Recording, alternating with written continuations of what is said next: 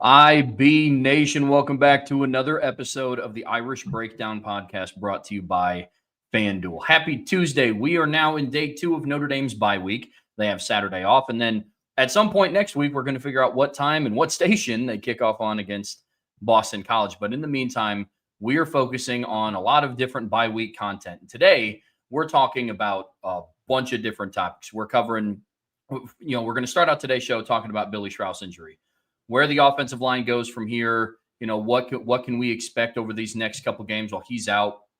Then we're going to dive into first half grades. We're breaking it down into offense and defense, and then we're going to wrap up everything talking about areas for improvement down the stretch, again, splitting it up in between offense and defense. So, Bryan, a lot of different things to cover today, a lot of good bye week content coming their way. Yeah, I mean, and we're going to mailbag tomorrow, buy so hold tomorrow. We'll have some more stuff on Thursday, previewing big games, mailbag on Friday, a lot of fun. And this is always an interesting time of year, Trev. You kind of get to that middle point of the year because you know a lot about your team, but you get to the point of like, okay, but is this who they are, or is there room for improvement? And it's not the same every year. Sometimes you get to game 7 and you've got a very veteran team and playing good football, and you're just like, this is who they are. Hopefully they can maintain this.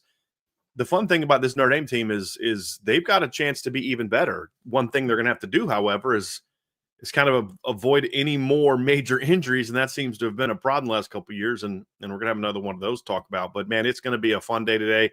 Y'all know mailbag today because we are going to have a full mailbag on Friday, but if you have some questions you want us to answer, go and throw them super chats in there, and we'll answer them as best we can. But, now obviously there's, it's a bye week, so there's all, Florida's job is open and all your Penn State's job is open. So, of course, it's clickbait season for coaching searches.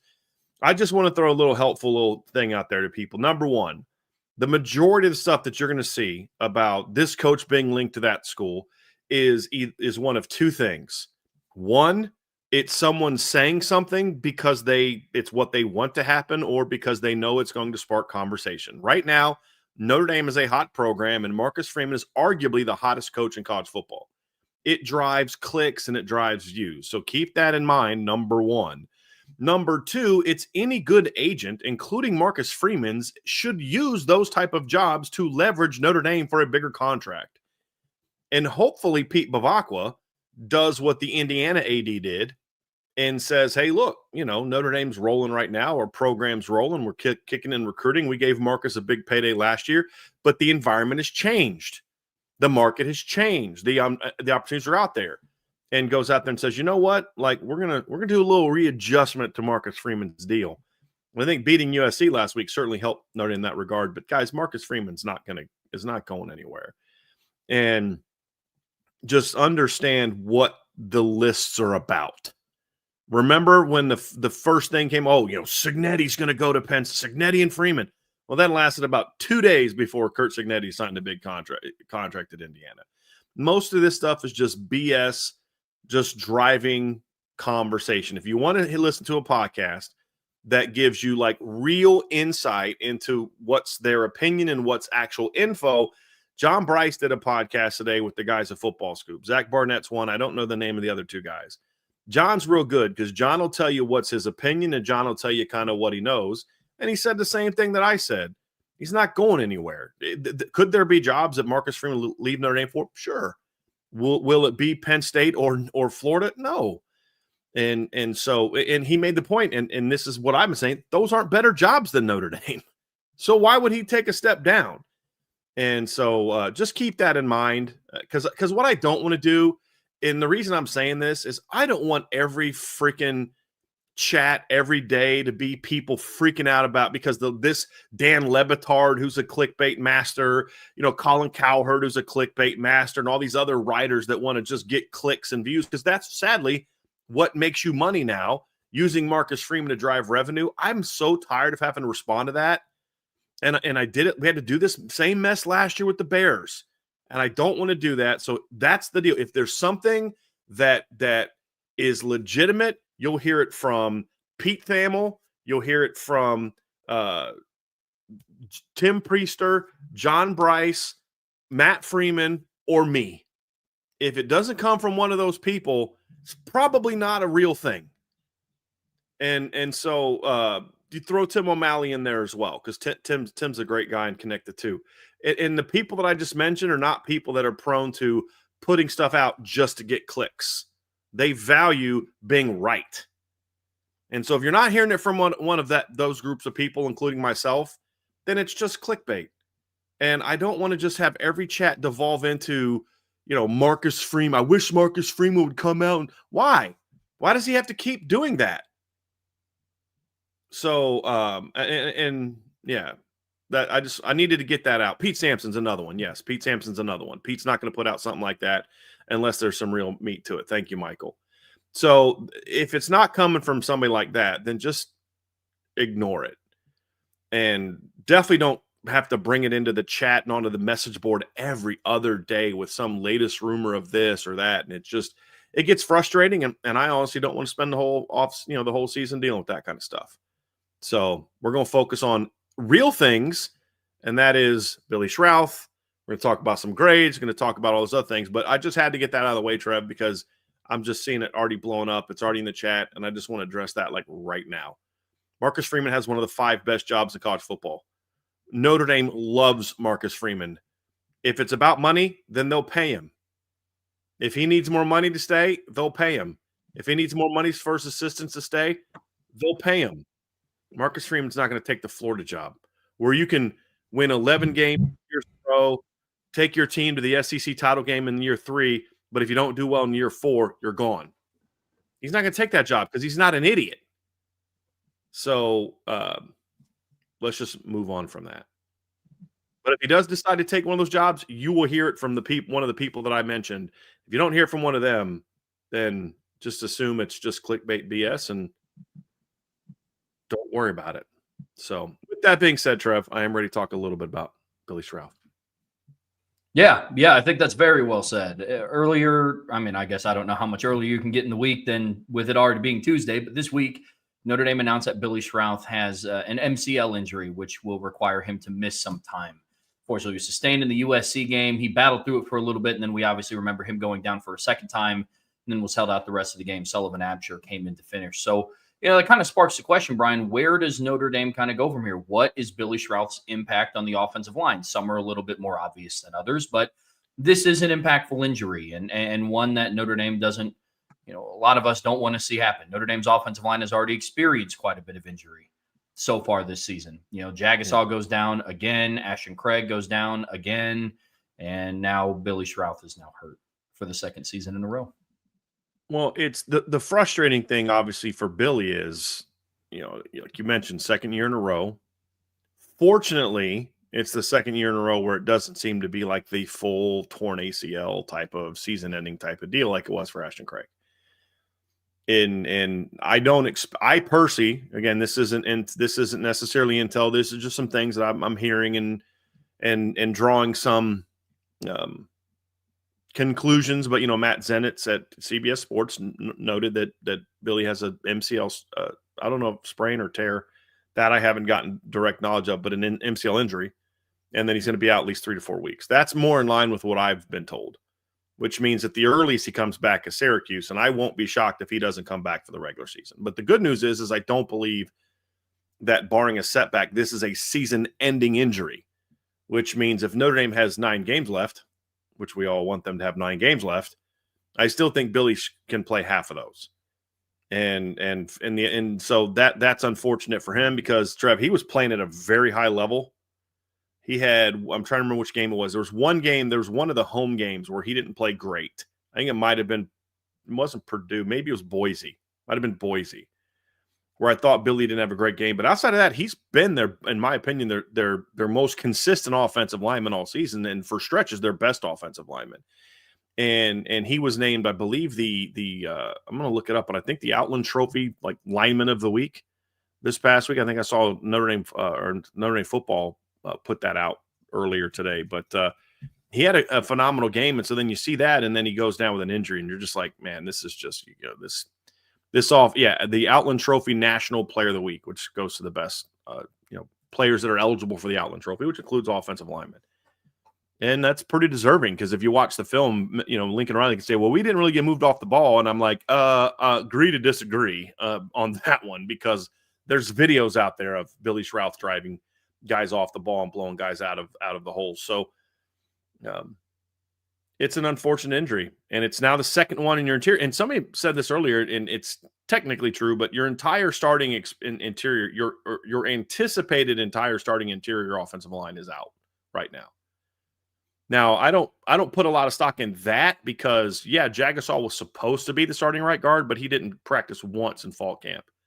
So expected, that's fine. But Gerby Lambert and Sullivan Absher were the ones that were playing right guard from the moment camp started, and until now. So they still have their starting right guard. I mean, Gerby Lambert started all 7 games, and he's playing pretty good football right now. He's just gotten better and better each week. So it's an unfortunate injury.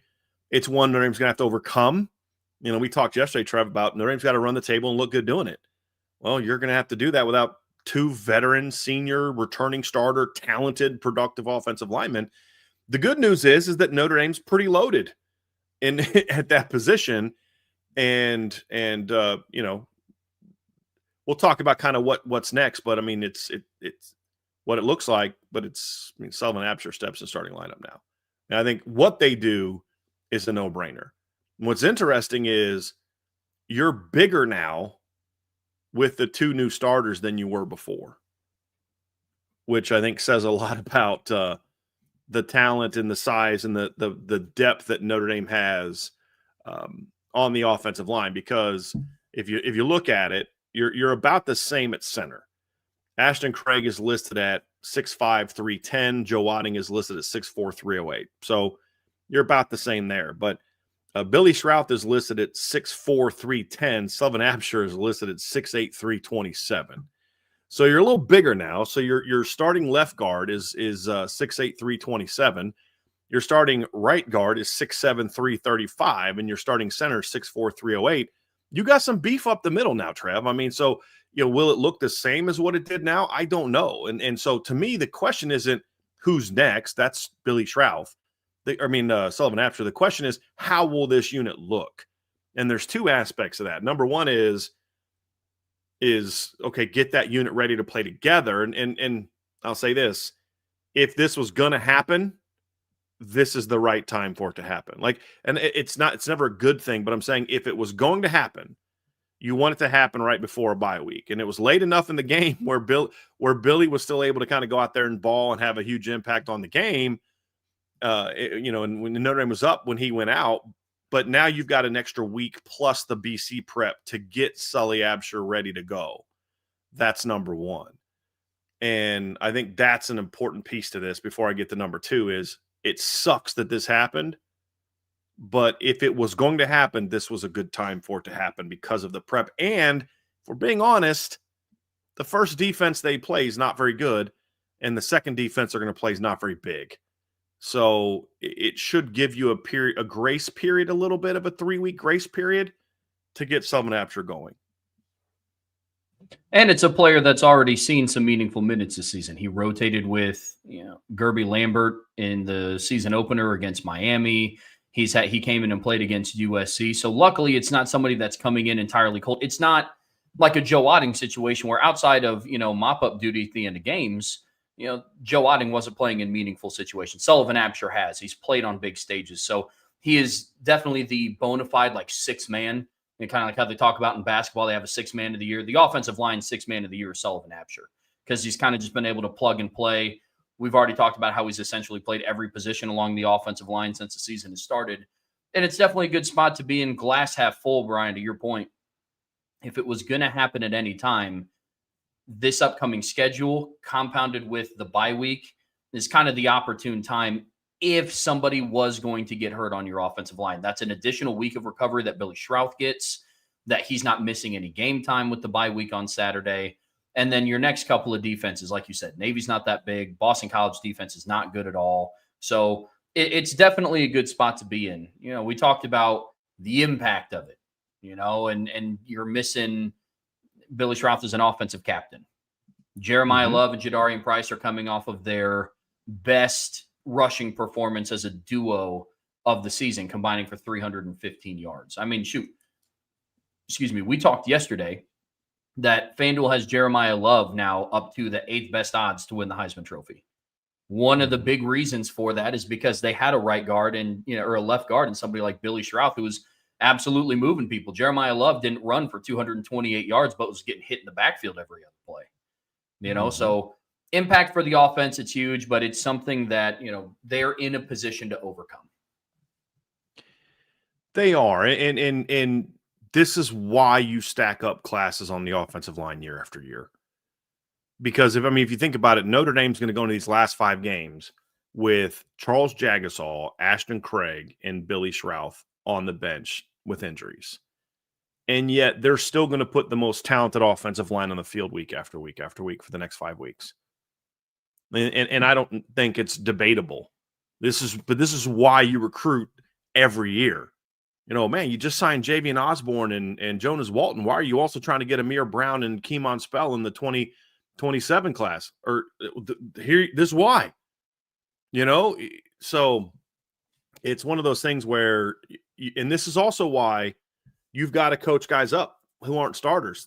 In college football, it's so important. And that's look, if Joe Rudolph, and look, I hammer Joe Rudolph all the time, and I believe it's deservedly so, but if Joe Rudolph was just ignoring his second string offensive line, Joe Otting would not have played the way that he played against USC. It's like, well, I've been ignoring you all year, but I guess I got to coach up this week, and then Joe goes out there and plays well. There's a level between him and Rob Delaney, and this is also why I think one of the best things college football the NCAA has done in recent years, and they don't do a lot of good things, was allow teams to expand their coaching staffs. Because when you have 85 kids on scholarship at a position like the offensive line, where you're going to have 15 to 20 offensive linemen, you need someone to help you coach the offensive line that you trust, that you can say, go work with this group while I work with this group. Harry Hiestand had Chris Watt in 2022. And so you need that kind of thing. And now Joe Rudolph has Rob Delaney,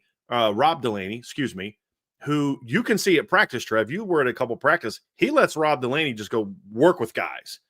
And when you see these guys come off the bench, Jagasaw goes down. They have to move Gerby into guard, and he does very well. Part of that's talent. Part of that is getting him coached up and getting him ready to go. Joe Otting has to step into the starting line. Last year, when you lost Ashton Craig and you lost Billy Schrauth, and you had to move around your offensive line, and guys stepped in and played well, you got to give them credit to say, hey, we're coaching up the entire unit. That's a good thing. That's something they deserve praise for. But now it's going to have to kind of go to another level, because now it's not just having a guy to come in ready to have a spot starter come off the bench. This is going to be your offensive line for the next 5 weeks. And they're going to be tested even greater, because after this, you don't have a whole lot else ready to go from any kind of experience standpoint, because you look at Christopher Tarrick is the next in line at guard. He hasn't played meaningful downs. At tackle, it's an even bigger issue, because you this is where I'm not going to praise Joe Rudolph. You've been practicing Will Black at guard all year. That needs to end. You've got Matty Augustine, Owen Strebig, Styles Prescott. Like you're a very young offensive line at tackle. You're starting to get pretty thin at center. Your next center is Cam Herron, who's a true freshman. They can't afford many more of these, but they are in a position where for now they can weather this storm until Billy and hopefully Charles Jagasaw come back. Ashton's not coming back. So you hope that this doesn't happen again, but they're positioned to handle it in a lot of different ways. Now, here's the interesting thing, Trev, and we'll kind of end with this. What the bigger challenge for Joe Rudolph and Mike Denbrock is not how do you replace Billy Schrauth. We know who that's going to be. Get Sullivan Absher ready to go, and then build the depth chart out from there. I have a lot of faith in Sullivan Absher, and it's always tough having these conversations, because it can come across like, well, but you don't think Billy Schrauth was that good? You don't think he's gonna be hard to replace? He can be incredibly hard to replace. He was having a heck of a season, but this is why you recruit other talented players. Sullivan Absher is also a very talented player. He took Gerby Lambert down to the wire before Gerby won that job. Gerby's an elite talent. So getting beat out by Gerby Lambert, that's nothing to kind of sniff at. You know what I mean? If Sullivan Absher was a junior on the 2021 offensive line, he might have been their best lineman right now. So he's a starting caliber talent. Now he just has to get the experience, and he will get that. It's not that. But it's Gerb. I don't know that Sully is the same type of player as Billy Schrauth. That's the challenge, which is, okay, you don't have Ashton Craig and you don't have Billy Schrauth. You now have to rethink your run game during the bye and say, okay, how do we now design our run game the last 5 games to fit the style of these 5 guys? It might be big adjustments, and it most likely it's going to be some minor tweaks. I don't know that you want to pull Sully as much as you pulled Billy Schrauth. He's just young. He just hasn't done it a whole lot. He's a lot taller. He's about 3 inches taller than Billy. 3.5 inches taller than Billy. He doesn't bend as well as Billy does. I don't know that using him on counters as much to the right as much as Billy makes as much sense. Maybe there's a little bit more vertical stuff that you do. So there's going to have to be some tweaks in that regard too, Trev, where you just can't assume we're going to just throw out the same run game design, and it's going to work just as well because we're just plugging and playing. You're plugging and playing you replaced one talented guy with another talented guy, but they're going to have to really go through and evaluate practice the next week and say, okay, what are these guys really good at? Maybe that means running more duo. Maybe it means running less duo. Maybe it means running more mid-zone. Maybe it means running less mid-zone. Maybe it means running counter to the left all the time and running something else to the right. I don't know the answers to that. They're going to have to find the answers to that. But that's something that you have to do when you've now had 2 offensive linemen gone. When it's just one guy, it's kind of like, bro, we need you to kind of step up because we can't completely change our run game for one guy. But now you've got 2 at 2 prominent positions. They're going to have to at least consider it. Do we have to tweak it? It may not. They may go out there and practice this week and say, hey, man, these guys can get it done. But it's at least something you have to consider and evaluate through practice film. And part of that's going back, past practice film. What's Sully done well? What's he been good at? And kind of tweak things to that point. I think the biggest, and I agree with everything that you're saying, I think one of the biggest concerns for me as well is the communication that's going to go up front. Now, I think Joe Otting also, he looked fantastic in his first start against USC. I think one of the things that helped him out, though, is he was playing alongside Billy Schrauth, who was taking first-team reps with him all spring. So there wasn't, as big of a gap in chemistry as if now you're playing with, a new center and a new left guard. So I'll be paying attention to that. I think in the last couple of weeks, Notre Dame's offensive line and pass protection has done a better job picking up stunts and communicating up front.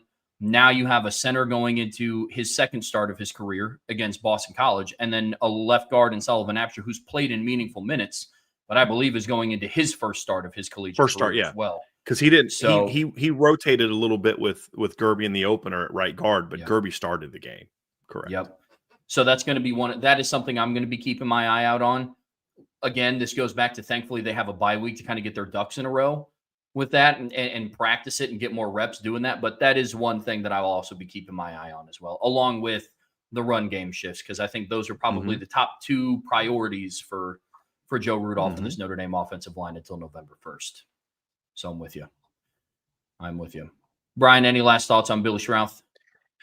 No, I just, it's unfortunate for Billy, but this, a lot of times this is where you have to say, okay, well, what's my impact going to be as a captain of this team? And I remember when Robert Hainsey got hurt in 2019.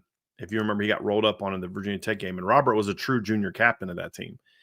And I remember talking to somebody, and they were like, Robert made one of the GAs or something, take his camera, his phone, and was recording, he was on the phone during practice because he had just had a surgery, so he couldn't be at practice.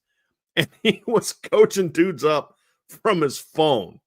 He would go in there and watch film with them. I remember hearing stories in 2018 where parents of other linemen would tell me how Alex Bars when he went down with a season-ending knee injury, basically became like the GA for the offensive line, to the point where I had one starter tell me that he would go to Alex before he would go to Jeff Quinn with questions. That's the role. I'm not saying that to insult Jeff Quinn, but I mean, Alex Bars was a 5th-year senior. He was a 3-year starter. He was a guy that was trusted. It's more so that than trying to take any kind of shot at Jeff Quinn and the job he did coaching an offensive line for a team that went 12-0. It's not meant to do that. It's just that was the trust that Aaron Banks and Robert Hainsey and those young players Tommy Kramer had in Alex Bars. That's the role he took on while he was out. And so, no, Alex Bars could not play the rest of 2018, but he took on a leadership role that absolutely impacted that football team. Robert Hainsey did the same thing in 2019. Where do you think he learned that example? From Alex Bars. And so that's what's in front of Billy Schrauth. It's like, look, man, you can't play these next 3 to 4 weeks at least. But that doesn't mean you won't have an impact on these next 2 weeks, because if you're Billy Schrauth, the minute you're allowed to be out on the practice field, guess who is never leaving Sullivan Absher's side? It should be Billy Schrauth. And so I'm looking forward to hearing those stories about the role that Billy takes on from a leadership standpoint in that room, because just because you can't play, they're still going to look at you as a leader. Now, first couple of days, and I don't know if he's having surgery. If he's having surgery, he's going to be kind of, not around for maybe the first couple of days. If he's not having surgery, it just probably has his knee in a brace, and he has to just be careful out there. But you're going to hear stories about Billy Schrauth playing a role. And Joe Rudolph, I think, will embrace that. Now, you have to have a conversation with players like, look, okay, this is when you let coach talk, and this is your role. And so, but you want a guy that's going to have that. And I don't think Billy Schrauth would have earned a captain role if he wasn't the kind of personality who was going to take that on. So I look forward to hearing those stories. And in some ways, it's going to be very beneficial for Sullivan Absher to have a guy like Billy Schrauth there, because, look, Coach Delaney can give his insight. Coach Rudolph can give his insight. Coach Denbrock can give his insight. But at the end of the day, the guy that is going to have the most relatable stuff to tell Sullivan Absher is the guy who's been playing that spot for the last 7 games, and that's going to be Billy Schrauth. And this is when captains even more so show their character and their leadership, is when they're not there to go physically do it anymore. And as I said, we've seen that. That's a tradition we've seen at Notre Dame. We saw it with Alex Bars. We've seen it with Robert Hainsey. We've seen it with Tommy Kramer when he was dealing with injuries and couldn't play. And I think we're going to see that with Billy Schrauth as well. And Ashton Craig also. Folks, that's going to do it for part 1 of today's show. Don't go anywhere. We're getting ready to talk grades for the offense and defense so far at this point in the season. But before we get there, make sure you hit that like button. And as always, make sure you subscribed to the premium message boards at boards.irishbreakdown.com. All right, Bryan, in part 2 of today's show here on the Irish Breakdown podcast, brought to you by FanDuel, we're talking offensive and defensive grades for Notre Dame at the bye week, their second bye week. And ideally, they're either, depending on how you look at it, like you've said, they're either a little bit past the halfway point in the season, or they're not quite to the halfway point in the season. So could potentially be a lot of football left. But I know we're separating these out into 2 different ways to grade this, Bryan. We're separating things into like players and scheme and situational football. So how are we, looking at this from an offensive standpoint, which is where we'll start? So, we're gonna do it. We're gonna go run game, pass game, situational, overall grade for the offense, and then we'll just kind of quickly give our grades for each position group. And so you understand kind of what the standard is. The standard isn't, are they playing well? It's not, are they doing a good job? How are they compared to past offenses? Where do they rank in the stats? It's really about, are they maximizing their potential, and are they playing championship football? That's the standard. And that's what we're going to hold them to in this part of it. And it's taking the season in its entirety.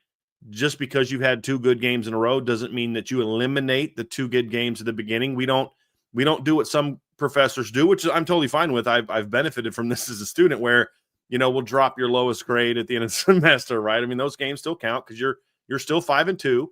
They're not going to say, well, you're playing great now, so we'll just go ahead and take that Miami and A&M losses off your schedule. So it's the season in its entirety up to this point.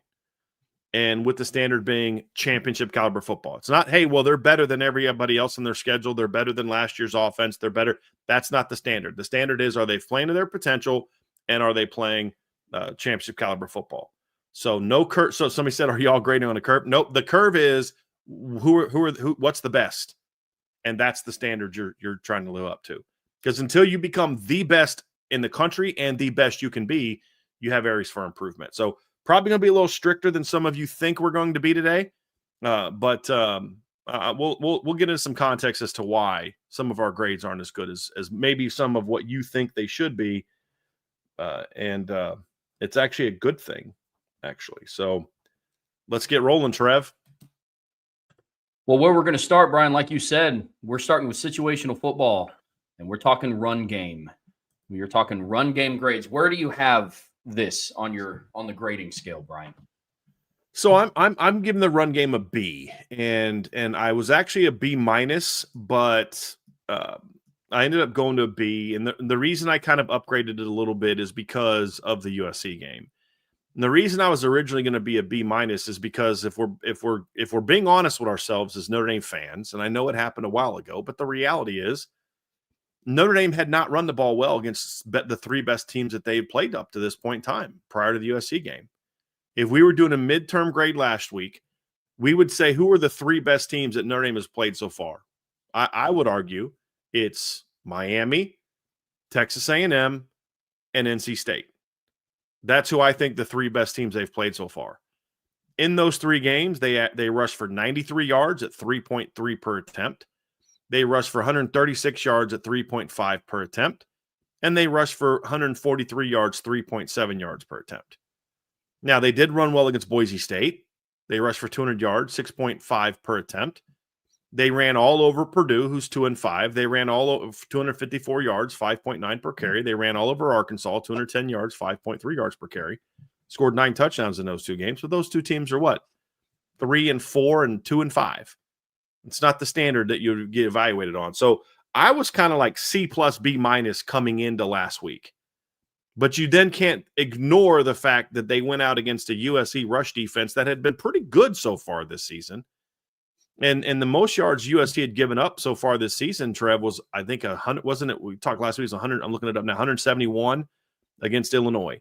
They were coming off a week in which Michigan rushed for 109 yards. They'd only allowed two teams to run for more than 112 yards up to that point in time in the season.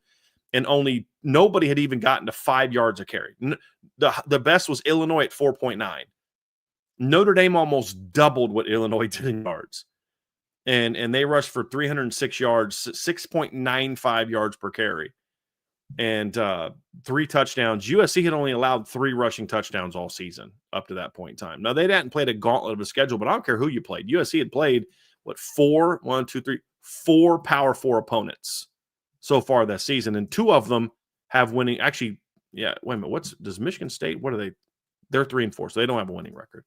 The 2 of the teams they played, their 2 most recent opponents had a winning record, and they were holding those teams to just over 4 yards a carry. You can't ignore that either. You can't say, okay, I'm going to ding you for this over here, but then not give you credit for USC. That was a tremendous performance. That raised the grade up all the way to a B. I mean, it was a brilliant performance, and it was a big game performance. It was your starting quarterback's not having a great day. It's wet. It's rainy. It's a primetime game. It's a rivalry game. You're playing for your playoff lives, and the run game absolutely dominated. And that raised the grade up to a B for me. And now it's about building on it, but that's where I came from for my B on the run game. Because I want to explain that probably a little bit more, because I think people might think that there's a higher grade. And look, also, Trev, we would love to hear y'all's grades for these two. Like, honestly, like what do you give it and then why? But that's why I'm up to a B, even though, I mean, like I said, the most recent performance definitely gave that grade a big boost. There's no question. Yeah, I think that's fair. You and I aren't too far off on our grades here. I have Notre Dame's run game overall graded out at a B plus in its entirety. So I guess if we're going on a traditional grading scale, we're talking about the difference of a couple of percentage points here. But I don't think the argument that I would make is it championship standard? Absolutely not. I don't think their rushing performance against Texas A&M was like as bad as what the final total number said. You go back and you look at the box score, they had a team rush for minus 11 yards. And then CJ Carr had 3 carries for minus 15 yards as well. Like Jeremiah Love and Jadarian Price, they had 162 total rushing yards, 4.6 yards a carry. Not good, but it's better than like the 3.5 team yards that they average per carry for that game. So again, not championship standard to any, but Price was what, 5'7", and Jeremiah Love was 4'1". Yeah. In that game. So yeah. Price played well. Yeah. Yep. Yeah. And then But that's the challenge too when you're just looking at stats, Trev, is because it like this past game, 306 yards to me undersells what they did because you had -9 on a sack. You had what they have like -3 on team runs. You know what I mean? So the running backs combined for like, and CJ Carr's rushing totals combined for like, actually just the running backs, I think we're at what, 315, just the two backs. So yeah, you have to add some context to that. Yeah, I agree with that. Yeah, so that's what went into like the difference between a B plus and a B. Similar to Brian, like I actually went the opposite direction. I started recency bias. I started at an A minus because they just came off of a game where Jeremiah Love and Jadarian Price combined for 300. But then the other facet that I looked at with the running game as well was the run game design.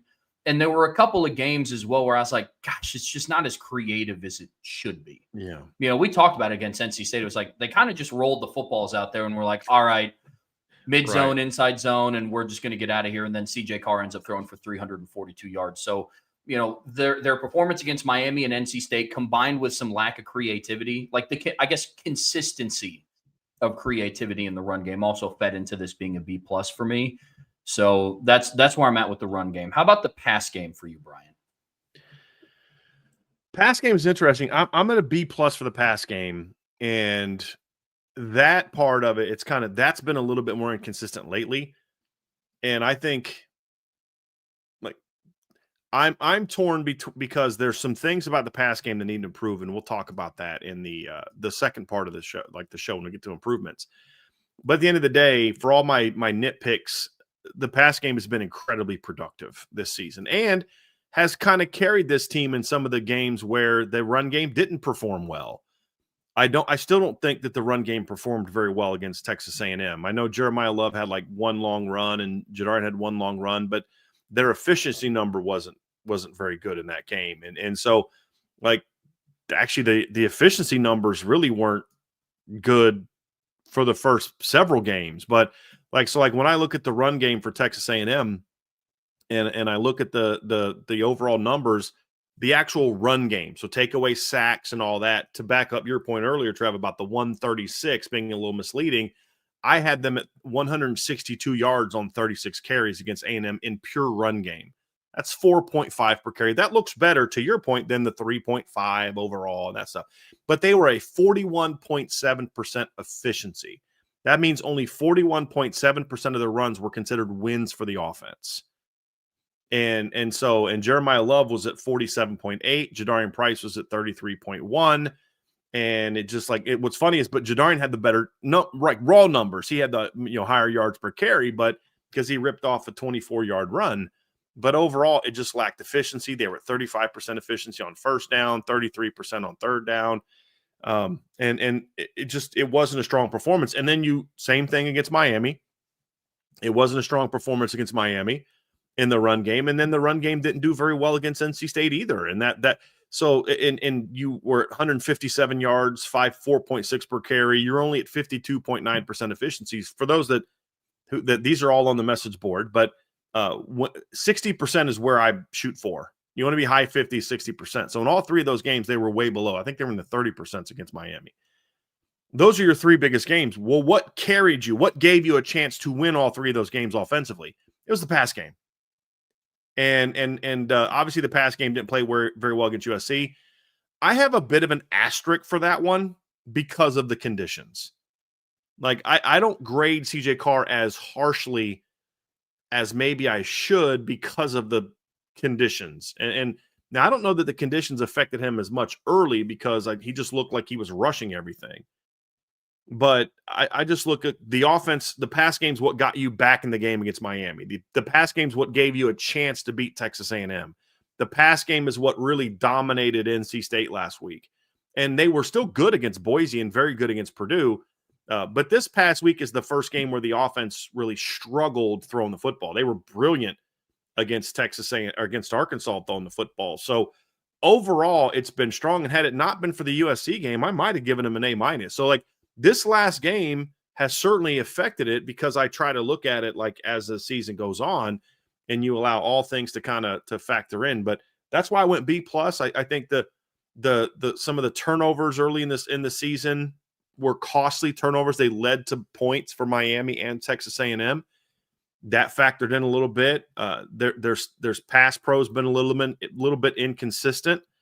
There's still some things about the pass game that need to get better, but overall, it's been the strength of your offense so far. And so I went with B+ for that group.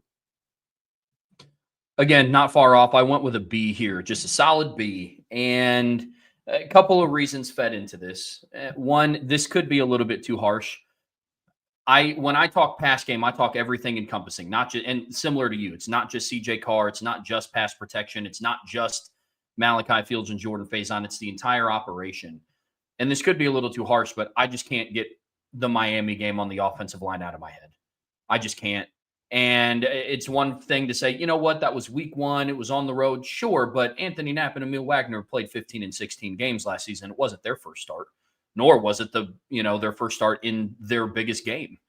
It's also the best defensive line that they've played and the best set of edge rushers they've played, arguably by a lot this season. And they look like JV players. And that's hard for me to then say, yeah, but they look great against Purdue and Boise State, who have quality football players. They held their own against USC, who had, quality football players again. But it's just, I can't get that out of my head. That's one of the reasons why that grade hasn't been a little bit higher for me. I think CJ Carr early on looked a lot better. We talked about it yesterday. Looked maybe not a lot better, a lot more advanced than I thought that he would earlier in the season. It's honestly a little bit flipped. I thought, his performance against USC is what we might have seen against Miami. Make some plays, had a passing touchdown, rushing touchdown, but, a little bit inconsistent. And then I would have thought that his performance against Miami was kind of what we would have seen against USC. Similar conditions, a little bit heavier rain against USC. And then I think they still need to do more to get other weapons involved on offense. I went over the snap numbers yesterday between Malachi Fields and Jordan Faison compared to the next closest receiver. Both Fields and Faison are over 380 snaps played. Fields is almost at 400. Next closest is Will Pauling, who hasn't even hit the 220 mark yet. And if we're grading this on a championship caliber scale, short of having Jeremiah Smith and Carnell Tate, which I love Jordan Faison and Malachi Fields, I'm not putting them on that level of Jeremiah Smith and Carnell Tate. Unless you have two guys. Yeah. No. Unless you have two guys like that, it's hard to just say your passing offense our passing offense is just these two guys, and that's good enough to say championship caliber. So want them to get some more weapons involved. That's why overall I'm at a B, but it's definitely, it has the opportunity to trend up pretty quickly given the 5 remaining games on the schedule. That's for sure. Definitely think it's interesting that I have pass game higher than run game. You have run game higher than pass game. I think that's interesting. That might make for a fun debate for you and I have on the phone, not on the show. But my thing is like they both need to get better. They're both doing well. Yeah, it's just kind of say, but neither's doing well enough because championship football is an A standard, right? Overall, you're not every game's going to be that way, but overall, this is what's kind of to me. So. Like you look at Notre Dame offensively, Trev, and we're gonna get into some numbers later as we talk improvements. But Notre Dame ranks 11th in points per game, 11th in yards per play. They're 30th in plays of 30 yards or more, 12th in college football. And if you look at their numbers against Power 5 teams only, they're like top 5 to 7 in all those categories. And rushing offense, they are 35th in rushing yards, but they're 30th in yards per carry. They are 4th in yards per pass attempt, 8th in yards per completion.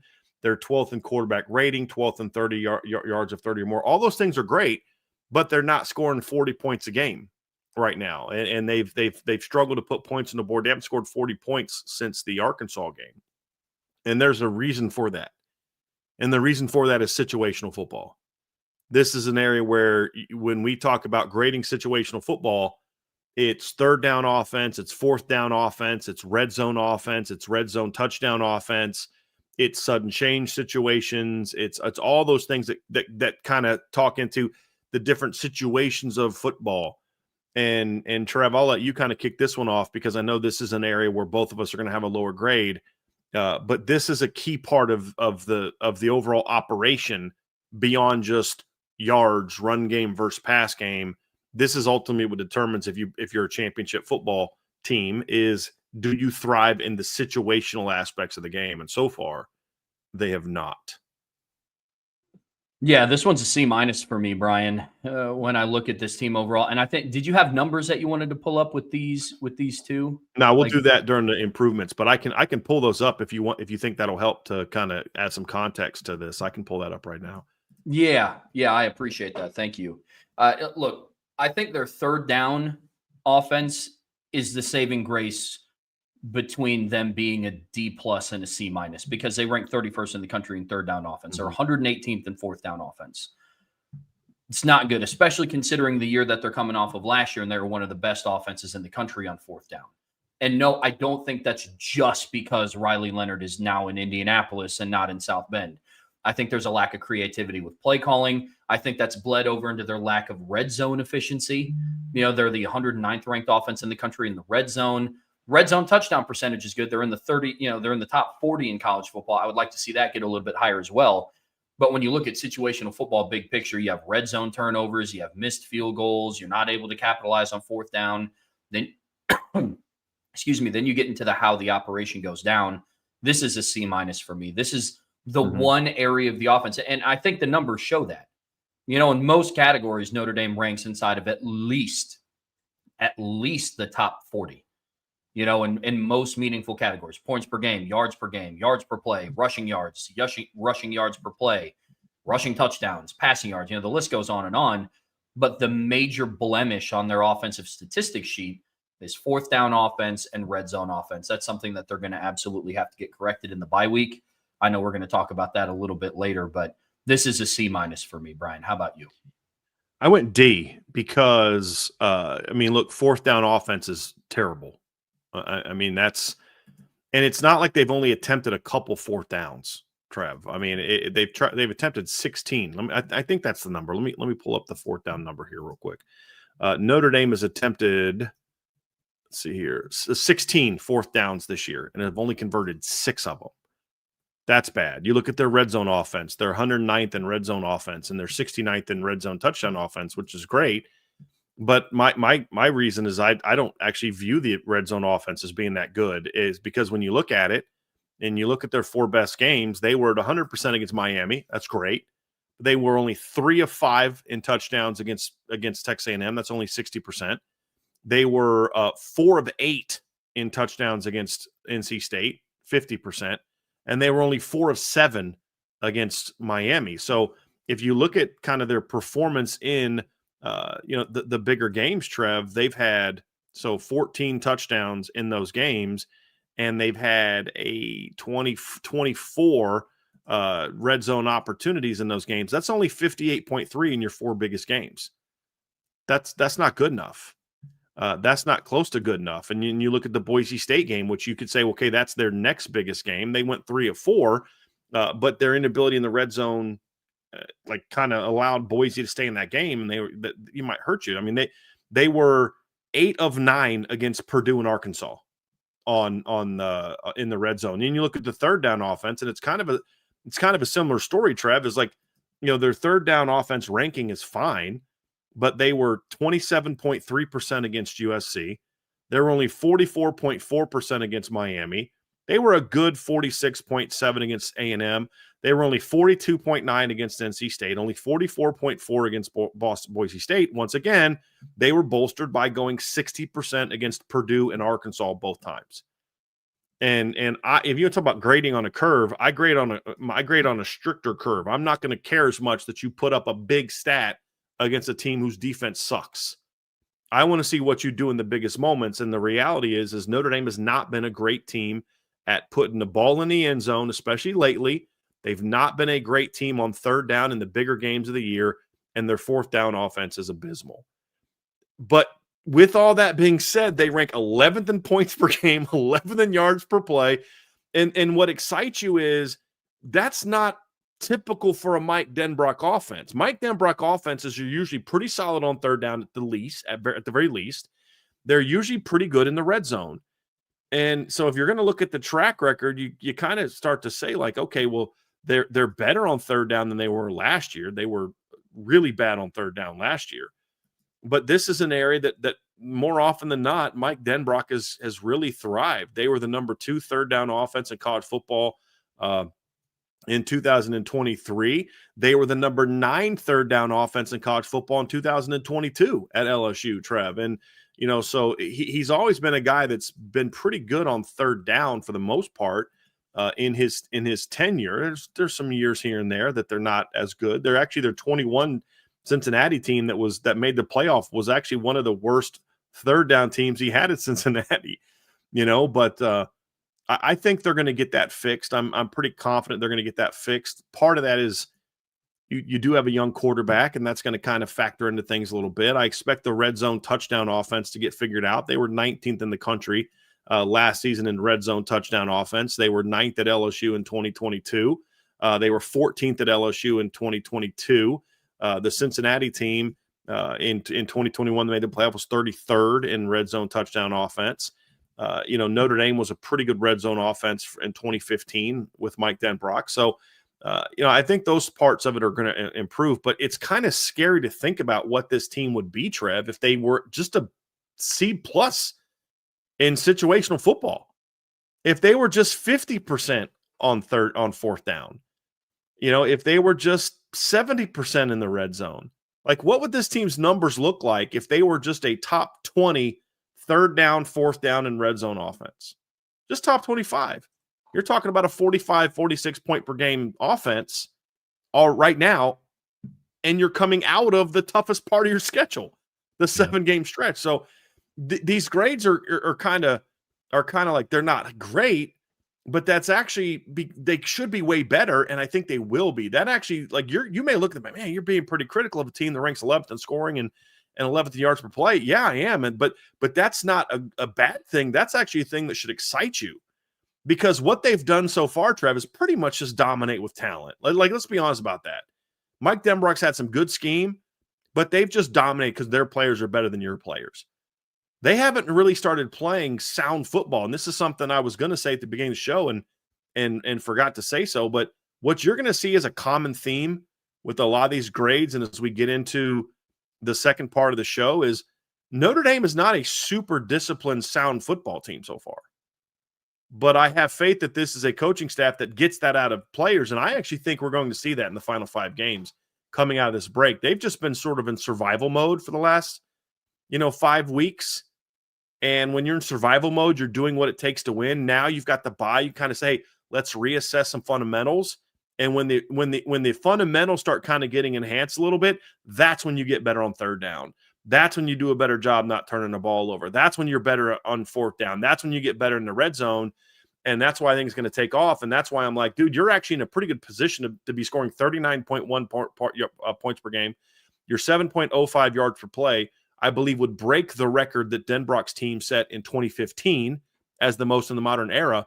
And you haven't even truly clicked yet from a situational football standpoint. If that gets better, this team is going to be unbelievably fun to watch on offense the rest of the way. So I'm giving him a D, and I'd be willing to bet you that Mike Denbrock would be pretty hard on that part of the game too, because he understands how important that is. So be excited about what we've seen, but understand that this unit can and should get a whole lot better. And situational football is a big part of that. Yeah, absolutely. Situational football is about keeping drives alive and finishing drives, which are two things that Notre Dame has struggled with the last couple of weeks. I mean, you go back and you look at some of the FanDuel totals, and Notre Dame has been held under their total points. Their over-under the last couple of games has been set at over 40. I think Boise State, the over-under was set at 41.5. For NC State, it was set at over 41.5. And then I believe for USC, the over-under was set around like 36.5. And Notre Dame hit the under on all three. Why? I don't think it's a mystery that the red zone offense the last 3 games and then their fourth down offense in the last 3 games has not been good. And so to your point, Brian, those are things that are absolutely going to have to get fixed and changed. But when you look at this offense overall, I know that you talked about, this is actually a good thing. They're actually in a good spot because they are the 11th ranked team in the country in points per game and the 11th ranked team in the country in yards per play. And they really have yet to hit their stride. So up to this point, first 7 games, Brian, what's your overall grade for this offense? I went a B. And again, the reason I went B, Trev, is because I am still putting a lot on how do you perform in the biggest games. And I think the offense has been good, but not good enough in those big games. And to be considered like a championship caliber unit. I would be fine going B plus. I leaned toward B plus earlier, but then I kind of got a little bit critical and like, look, let me hold them to a little higher standard than maybe I was when I first started doing the overall grades. I had a B plus initially, but I think the situational football just kind of drags it down a little bit. I think they're super explosive. I think they're talented. I mean, if we're going to do a talent grade, it's like A. I mean, it's tons of talent. You've got the best running back room in college football, and it's not close. You might have the best and second best running back in college football on the same team. You've got one of the better tight ends in the country. Your receiver room has been pretty good, and you haven't even seen Jaden Greathouse take off yet. So your quarterback is incredibly talented. Your offensive line's talented. You're coached well. You're schemed well.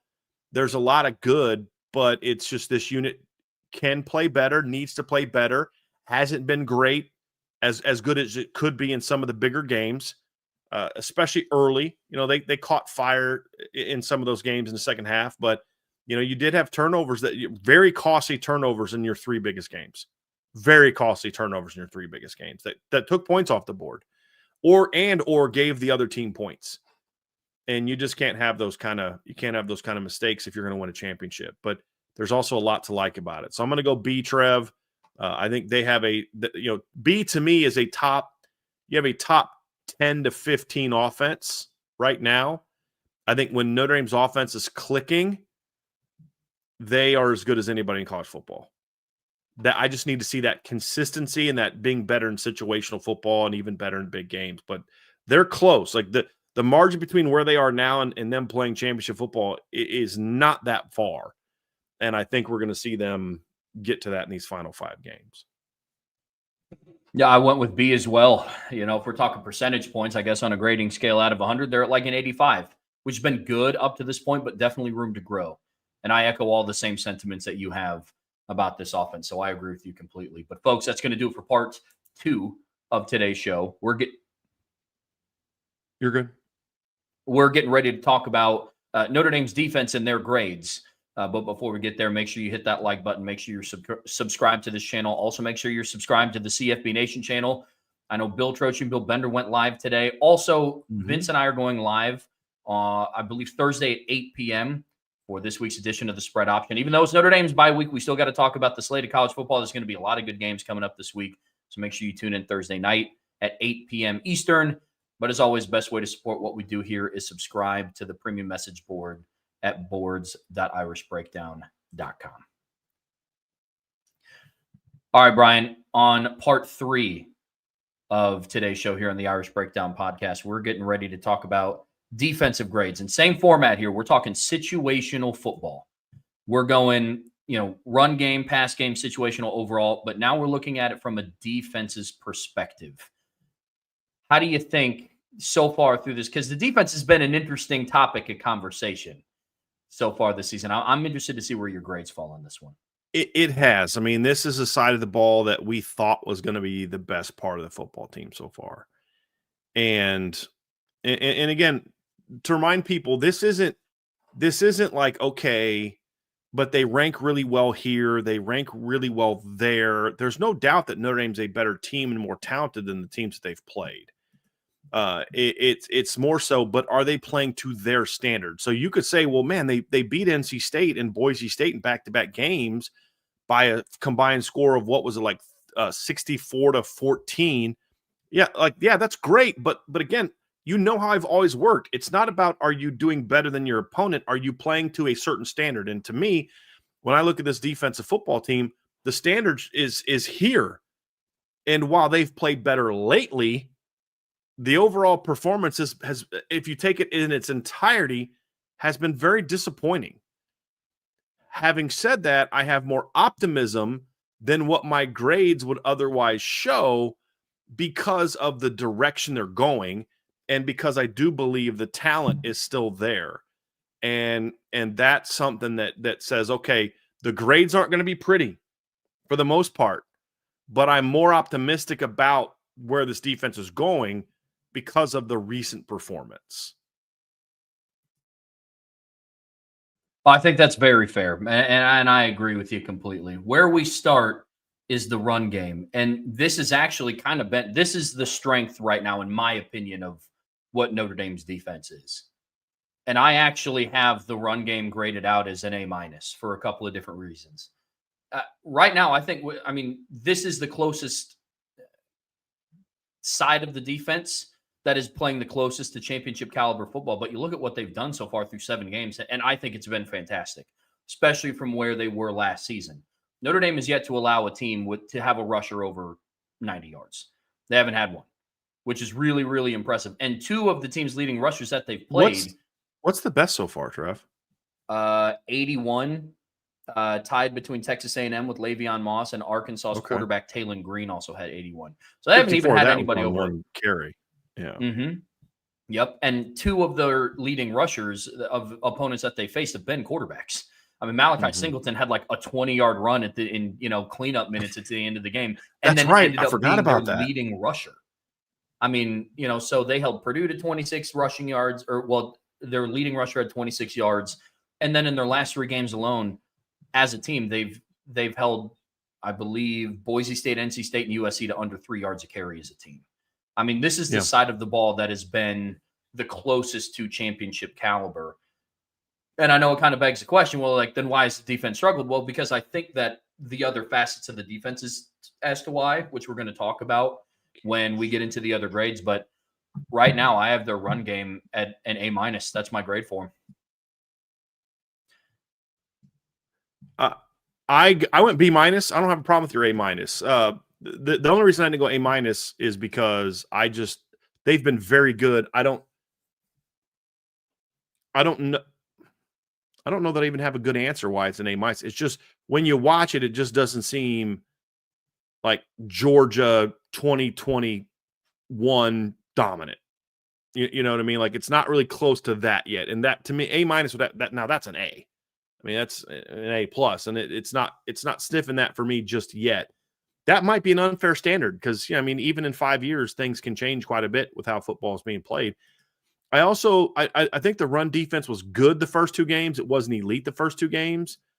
There were some things that were cleaning up. I think the last 3 games it's been elite. I mean, like the last 3 games, Trev, it's kind of like I look at it like this. They were like B to B minus the first 2 games. They were like I'd say a C plus against Arkansas because, like, look, the reality is Arkansas ran the ball pretty well on them early. Part of the reason that Washington didn't have more yards against them is because they were down 42-13 at halftime. He was leaning on Notre Dame a little bit in that first quarter, second quarter. I mean, had multiple third and short conversions.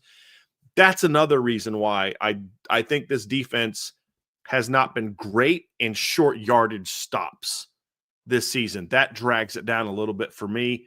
But part of it's just feel and gut feel, because when you look at it, Trev, I even think that their ranking right now is a little bit skewed in a little bit. I mean, you look at the 100.7 yards per game right now. That only ranks 21st in college football. If you look at last year, that would have ranked them 8th in college football.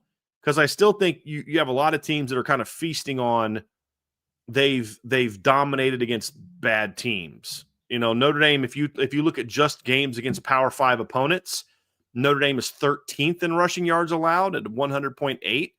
3 teams have only played 1 Power 5 opponent. I usually remove those. So now you're talking about them being 10th in run defense.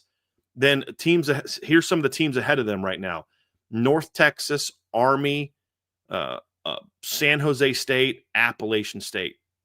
Teams that have played 1 or 2 games against Power 4 opponents. And so, you do the same thing for the yards per carry. They're 16th overall. But again, they've played some teams that are pretty good at rushing the football, Trev. I mean, you look at it so far and you think about it in context, and Miami is, not a great rushing team. They're 147th. I'm shocked that they don't run the football better.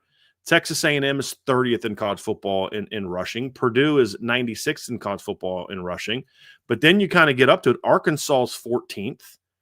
Boise State's 25th, and USC's 26th. And, NC State doesn't rank super high overall. They rank 75th, but their starting running back is the number like 8 or 9 leading rusher in college football in yards per game. And the interesting thing is they've been better against that stretch than they were at the beginning of the year. So if they just continue doing what they've been doing the last 4 or 5 games, then this is going to be an easy A, and they could be dominant. Because if you look at their performance over the last 5 games, Trev, they've held 3 of their 5 opponents to less than 70 yards, and they've held and Boise had 100 yards. And as we talked about, Arkansas rushed for 158 yards. 54 of that was on 1 carry from the quarterback. And it was a blown assignment. It's not like they were gashing Notre Dame. So if you look at the last 5 games and you look at the way that they've performed the last 5 games, you know, you start to get a little bit of a greater level of appreciation for what they've done. They're only giving up 88.6 rushing yards per game, despite playing during that stretch 3 offenses that ranked 26th or higher in yards per game rushing. And you can't say that, well, yeah, but they blew those teams out. So that's why Arkansas couldn't. The team they blew out the most had the most rushing yards against them. You know what I mean? Like Boise was 10-7 at half or 14-7 at halftime. They never had to stop running the ball. NC State was 10-7 at halftime. They never had to stop running the ball. USC was in the game until the very end. Notre Dame didn't have a double-digit lead for very long at all against USC.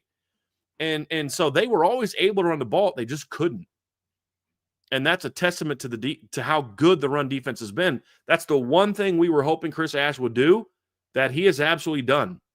And they've gotten better and better as the season has worn on. And that's a B+ for me. I'm not going to debate your A- at all. I want to just see the one thing. I want to see him get a little bit better in short yardage situations. That's going to be a big thing for me. But yeah, I mean, this run defense has been good. And that's why I kind of get confused why people keep talking about the D tackles haven't been great. I'm like, are you guys watching the same thing I'm watching? Because you don't do this well in run defense if your defensive tackles are just okay. You know, and it's not just yards per game. Because like you could say, well, here's a counter you can make, Trev. Well, yeah, they don't give up a lot of yards, but that's because their pass defense ranks 119th in college football.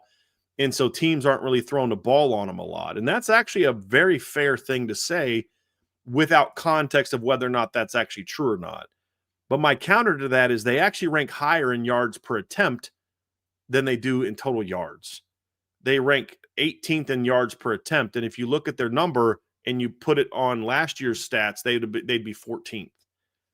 And so I look at it and say, yeah, that doesn't really fly, because their yards per attempt numbers also outstanding.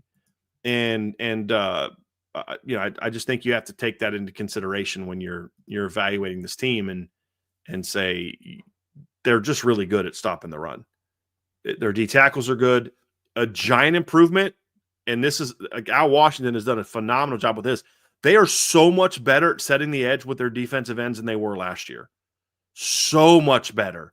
And that's funneling everything back inside of their linebackers and safeties. And, of course, their linebackers have played way better football since the first couple games as they've allowed them to attack more. So I just think their defense has been very good stopping the run, despite playing, again, a schedule that has 3 of the better rushing teams in the country on it. Because here's the thing, Trev. You say Boise State runs, you know, right now Boise State ranks, what did we say, 25th in college football in rushing yards per game. They're at 205.6. Well, if you take away the Notre Dame game, they'd be at 223.2, which would rank them 15th. If you look at USC right now and you look at their production, they're the number 26 rushing team in the country right now. Notre Dame held them to 68 yards. You know, coming into the week, or if you look at if you take the Notre Dame game out and you see what their number would be without that, they'd be at 226.5. That would put them at 13th. So you're talking about 2 top 15 rushing offenses, 3 top 15 rushing offenses if you remove the Notre Dame game from it. That's some context that shows how good this unit's been. You know, it's even more interesting too. I just looked this up because I started thinking about it when you were talking about like some of their efficiency numbers. You know, the last time Notre Dame allowed a rushing touchdown to a running back was Texas A&M. Because That would have against gone Boise long. State, it was Maddox Madsen. And then against Arkansas, their one rushing touchdown was an offensive lineman who came in and ran it on like a trap play. Oh, yeah. Texas A&M, Le'Veon Moss was the last running back who scored a rushing touchdown. I thought Washington scored it. I was a little hot that day, and so my brain might be a little bit fried. But yeah, that's an impressive performance. Yeah, Shaq McRoy. You're correct.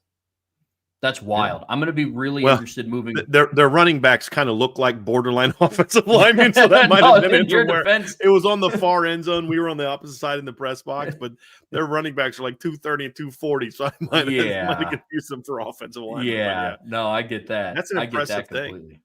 Yeah, that's an impressive thing. I'm going to be really interested moving forward. Because on FanDuel you can bet anytime touchdowns. And I wonder if moving forward, every running back is going to be in the plus odds for an anytime touchdown against Notre Dame because of how stout they've been against running backs. But we see the run game on a very similar margin here, difference of a couple of percentage points again. But I think one thing that we're going to be pretty aligned with is their pass game. We talked about, with their run game being a borderline A- B+ grade, whereas Notre Dame's defense has kind of struggled, and that's in the pass game. Bryan, when you look at this, operation as a whole, where do you have this one graded? D+. And the only reason it's D+ is because you've had some tremendous individual performances. I mean, I might have been C- before this last game, but this last game it dragged it back down again. And it's not because it's not so much that the yards they gave up. We talked about this. They did force a lot of attempts. It's the blown assignments. It's the blown coverages that really bothered me. It's the inconsistency, the pass rush. And when I say pass rush, I'm not faulting the Notre Dame defensive linemen. I'm faulting the scheme that didn't allow the pass rush to be effective for half the year. That hasn't been there. Because again, we're not grading on the trend. We're grading on an overall evaluation of the entire product. And so you can say, well, look, they're playing a lot better recently. They have. But unfortunately, the NCAA is not going to allow Notre Dame to say we're not going to count the first two games of the year because we're playing better now. So hey, let's not count the 360 we gave up to A&M. Let's not count the 303 we gave up to Purdue because we're playing a lot better now. That's not how it works. It's an overall evaluation of how you've performed throughout the season. And the reality is your pass defense is the primary reason you're 0-2 to start the season. If your pass defense would have just been a C in those two games, you're at worst 5-1. At worst. So that's kind of where I'm at.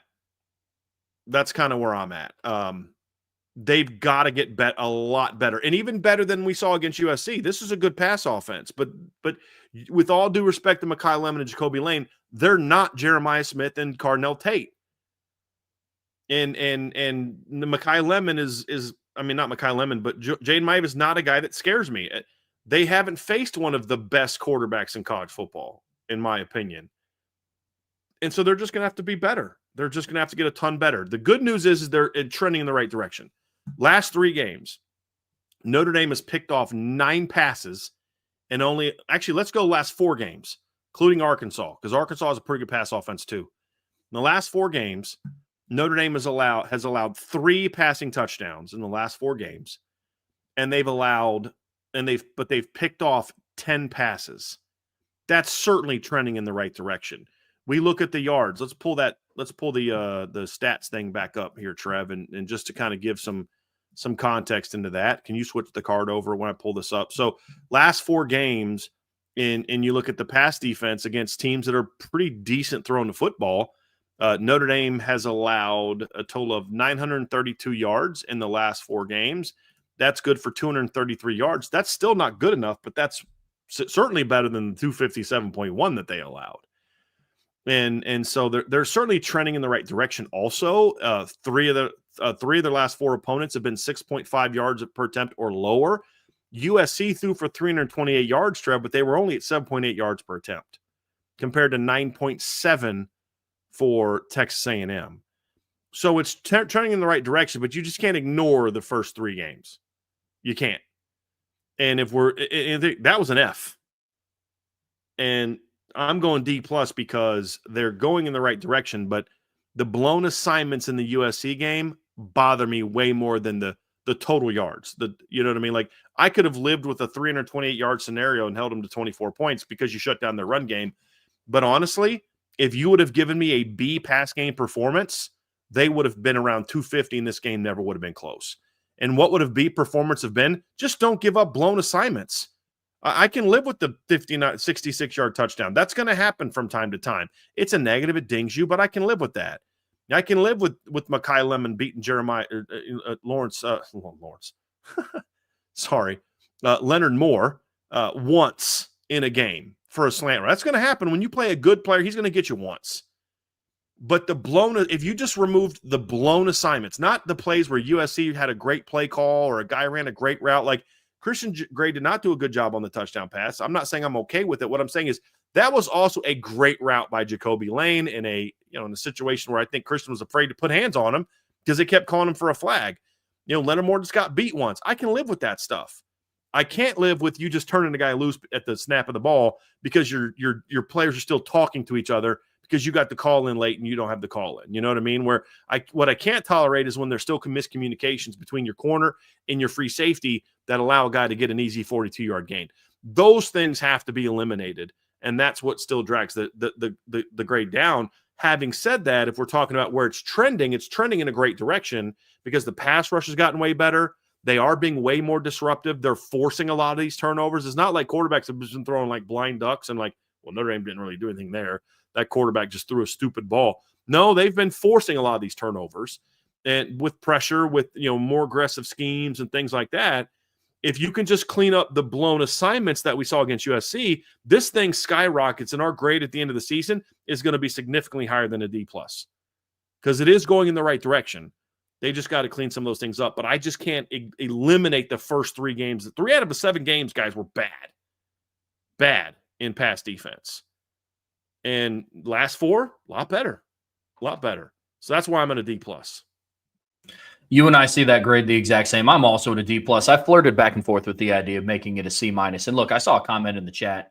This has nothing to do with the level of talent. We're not grading the talent. I agree that Leonard Moore is going to be a first-round draft pick, and Tay Johnson could potentially be at someday. And Christian Gray and Leonard Moore also have the potential to go, early in the NFL draft pick. This isn't about talent. This is about their performance. And honestly, when you factor in the talent, that's what makes this grade even lower because of what the talent is being asked to do. Look, Marcus Freeman classifies explosive plays as, pass plays of 20 yards or longer and run plays of 10 yards or longer. Those are considered explosive plays in the eyes of the Notre Dame defense. The fact of the matter is, in the last 3 games, they've given up 11 explosive pass plays, 18 in total. 11 of them have came in the passing game. 6 of them came against USC. And it's like it was the blown assignments rearing its ugly head of things that, we hoped kind of got nixed after watching Mario Craver run untouched on a 25-yard over route. It's things like that. It's personnel rotation. I look at pass defense as an entire operation. I still don't love the rotation. You bring Devontae Smith in, and he's essentially been a non-factor this year. One is due to injury, which is unfortunate. I'm not putting that on him. He didn't come to South Bend to purposely strain his calf. Right. He's but not then faking part of the hammy injuries because he doesn't want to tackle Jeremiah Smith or right. Exactly. It's just bad luck.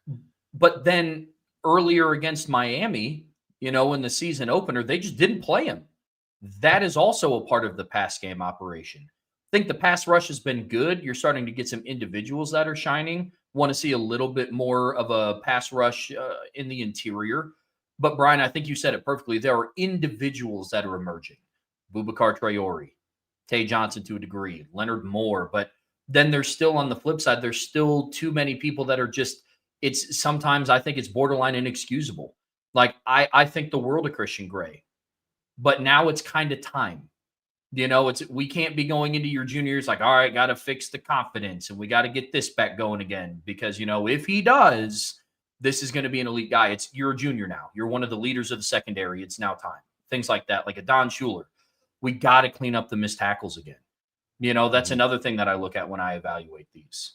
So it's just pass game as a whole. I'm right there with you. It's definitely trending in the right direction for sure. And I'll say this again, guys. We're not grading on a trending scale.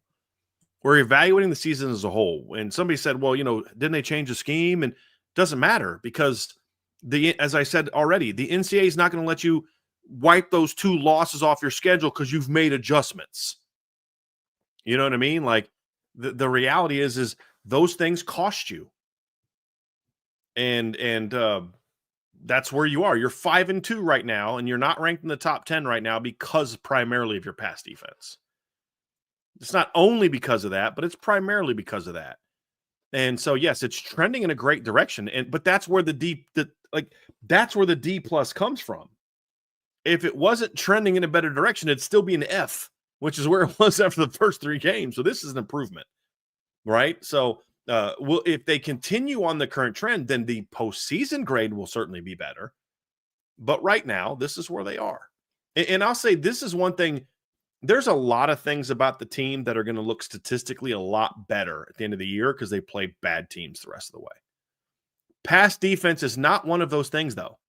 If they continue making legitimate strides on the pass defense in the last 5 games and the numbers continue to look like they have in recent weeks, that will be earned because the one thing the final 5 opponents can do outside of Navy and Stanford, but BC and Pitt and Syracuse, the one thing they can do is throw the football and put up numbers. Now, Syracuse, obviously, it's a little different now because they don't have the quarterback, but I think Ricky Collins is going to be improved by the time that they play. But BC has a legit receiving core. They can throw the football. Pitt has a legit passing game right now. So those are teams that if Notre Dame can do against them like what they did against NC State, then that's going to say, okay, these changes are permanent. Whereas if they shut down BC's run game and they shut down Pitt and Stanford and Syracuse's run game and the numbers look great, you're going to still be looking back to the games they've already played to see how good they are because those teams stink at it. Pass game's a little bit of a different story. If the grade's going to improve, it will be earned because there are a few teams that can throw the football even better than some of the teams they've played already. Not like better than USC and A&M, but like just better. I mean, some teams that I'm more concerned about throwing the ball than I was Boise or Purdue, even though Purdue threw on you. Yeah. There's better pass offenses than Purdue has left on the schedule.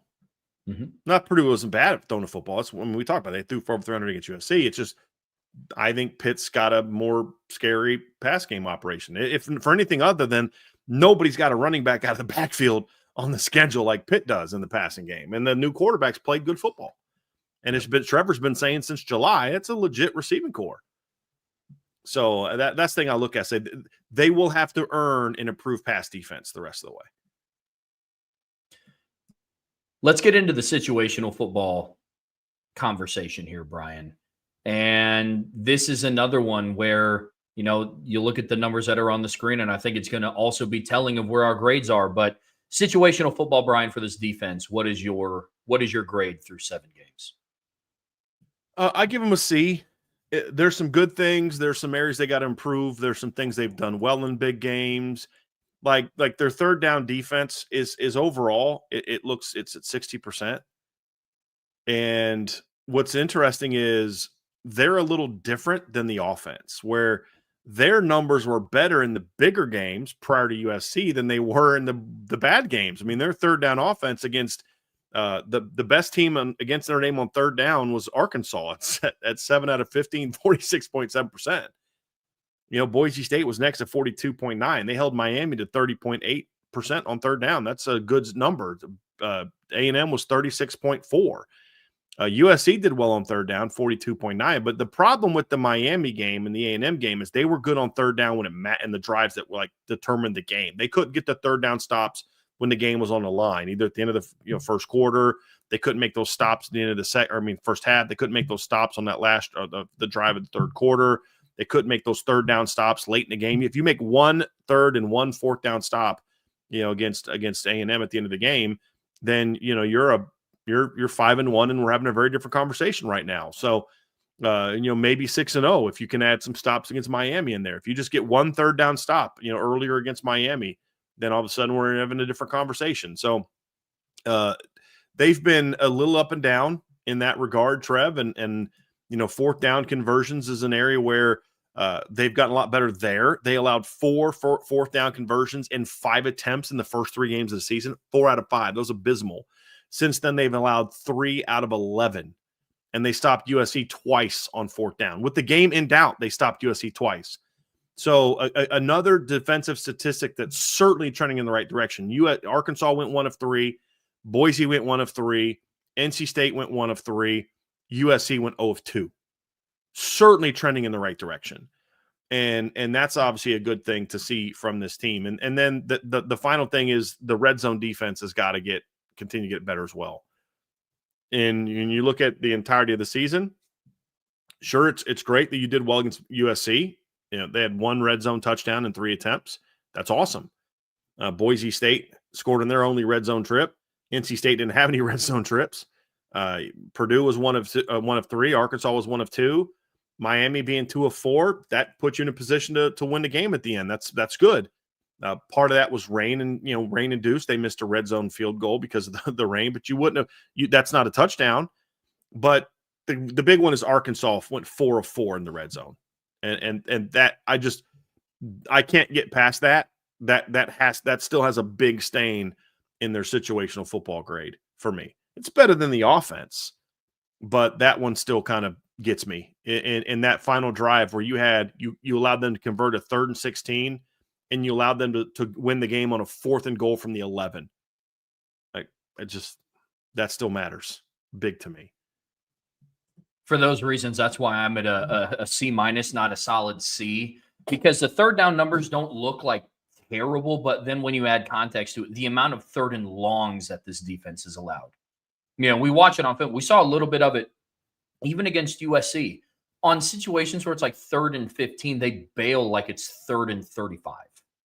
And they allow teams to put themselves in a position to then maybe convert a 4th down, which Notre Dame's defense somewhat favorable, ranked inside of the top 40 in 4th down defense. But, they're situationally, that's why I have them at a C-. I agree with a lot of the things that you said. The thing that bumps it from a C to a C- for me is the length of the third downs that they're giving up.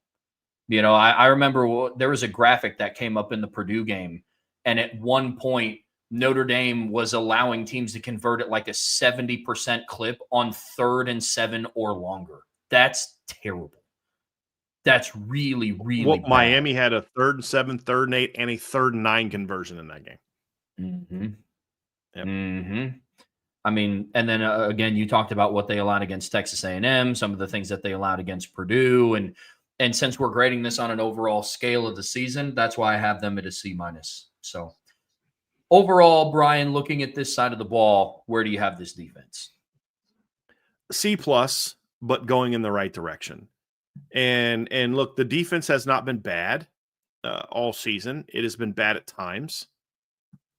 I look at it still though, Trev, and I say the 3 best team you've played 3 games against ranked opponents this season. And in those 3 games, your defense has given up 30.7 points per game. That just can't ignore that. You've played 3 ranked opponents and you've given up over 30 points a game in those games. So I can't excuse that. I can't ignore that. Yes, it's going in the right direction, but the reality is, that's not good enough. That's not anywhere close to being good enough. And I mean, Notre Dame didn't even do that in the playoffs last year, Trev. I mean, Notre Dame played 4 ranked teams in the playoffs last year. Think about that. They played 4 ranked teams. And in those games against those ranked teams, Notre Dame gave up an average of 21.3 points per game in the playoffs last year. This year in 3 games against ranked opponents, they've given up over 30 points a game. And and it hasn't been just because of the 41 from A&M, they've given up at least 24 points in each of those games. Like again, you don't get evaluated because you dominated Purdue. You don't get a bonus at Notre Dame because you dominated NC State or Arkansas. I mean, the Arkansas was a good performance, but again, that's That's not what you're evaluated on. I would have rather them played terrible against Arkansas and played great against A&M because you still would have beat Arkansas. That's and they weren't terrible against Miami throughout the game, but they were terrible when it mattered. They were terrible when the game was on. The middle eight and at the end of the game, you weren't good. They're trending in a better direction. If they would have played against Miami, and here's the thing, I'll say this, and I'm curious if you agree with this or not, Trev. If they would have played defensively against A&M and Miami the way they did against USC, they're at worst 1-1. At worst, 1-1. So yes, it's headed in a better direction, but again, unfortunately, that's not how football works. It doesn't say, well, if we played them now, we'd kick their butts. I think that's actually true. I think Notre Dame would smack both Miami and Texas A&M if they played them now. But that's not how it works. And I hate when people use that for the SEC. Well, if they played on a neutral field, so-and-so would win. I hate when the SEC does it, and I'm not going to do it for Notre Dame in regard to an overall. Now, I will say that might be true, but it's not going to say that's why I'm putting a 2-loss Notre Dame over an undefeated so-and-so team. Well, that's fine, but that team's won all their games and Notre Dame didn't. And that's the reality of it. If Notre Dame played, Miami and A&M on a neutral field, I'll bet you $100, Trev. Not really, I don't bet, but I'll bet you a Big Mac next time you're in town that if Notre Dame and Miami were put into a neutral field spread, so let's say FanDuel said, hey, we're going to come up with these fictitious spreads of neutral site games, and you get Notre Dame against A&M and Notre Dame against Miami, I promise you that Notre Dame would be favored to win both of those games right now. And I would say, yes, I think they will win both of those games right now. That's not how football works. You played both of those teams. You got one of those teams at home, and you didn't get it done. Now, it's good that it's going in the right direction. That's a positive. That's the good thing. But you just can't ignore those two big games. But the USC game, for the issues, even though I had some issues with the blown assignments, you could see that the foundation is much stronger now than it was in those first two games. And that's why I feel like they're heading in the right direction. Now it's about cleaning some of that stuff up and getting ready to play even better when we get to the postseason. And they said, isn't a Big Mac close to $100 now? Yeah, you're not wrong, Nelly. You're not wrong at all. So it's about the same thing, but that's so I'm still at a C+ on the overall grade. If you were to ask me to predict where that grade will be by the end of the year, I'm confident in saying the way it's trending that they're going to be much higher than that. But for now, it's 7 games instead of 12 or 13 or 14. Those two big games at the beginning of the season still carry a lot of weight for me. A lot of weight for me. Yeah, I mean, first and foremost, to answer your question, I would make the argument. I'll go even as far to say if Notre Dame's defense played against Texas A&M the way they played against Miami, I think they win that game against Texas. That's true. A&M. That's true. I do. Like against Texas A&M, you had that just bizarre Mario Craver touchdown where like Christian Gray tried to tackle with like just his shoulder, and then Jalen Stroman missed the tackle.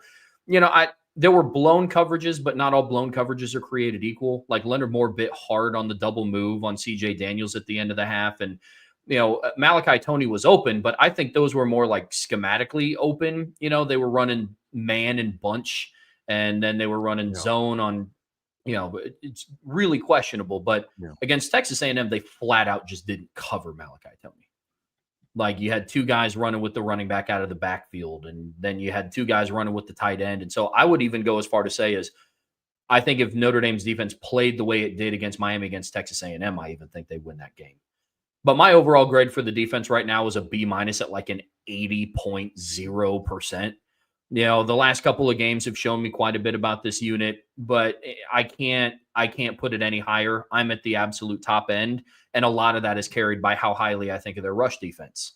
I have their rush defense graded out as a A-, and a lot of that feeds into my overall grade because now you have a solid foundation to build on. You have a really, really good rush defense that's still continuing to ascend in the right direction, and now your pass defense has some catching up to do, but first 7 games as a whole, I'm with you. The first 2 games still carry a lot of weight. If it wasn't for their rush defense, I don't even know if mine would be at a C+. So I'm with you completely.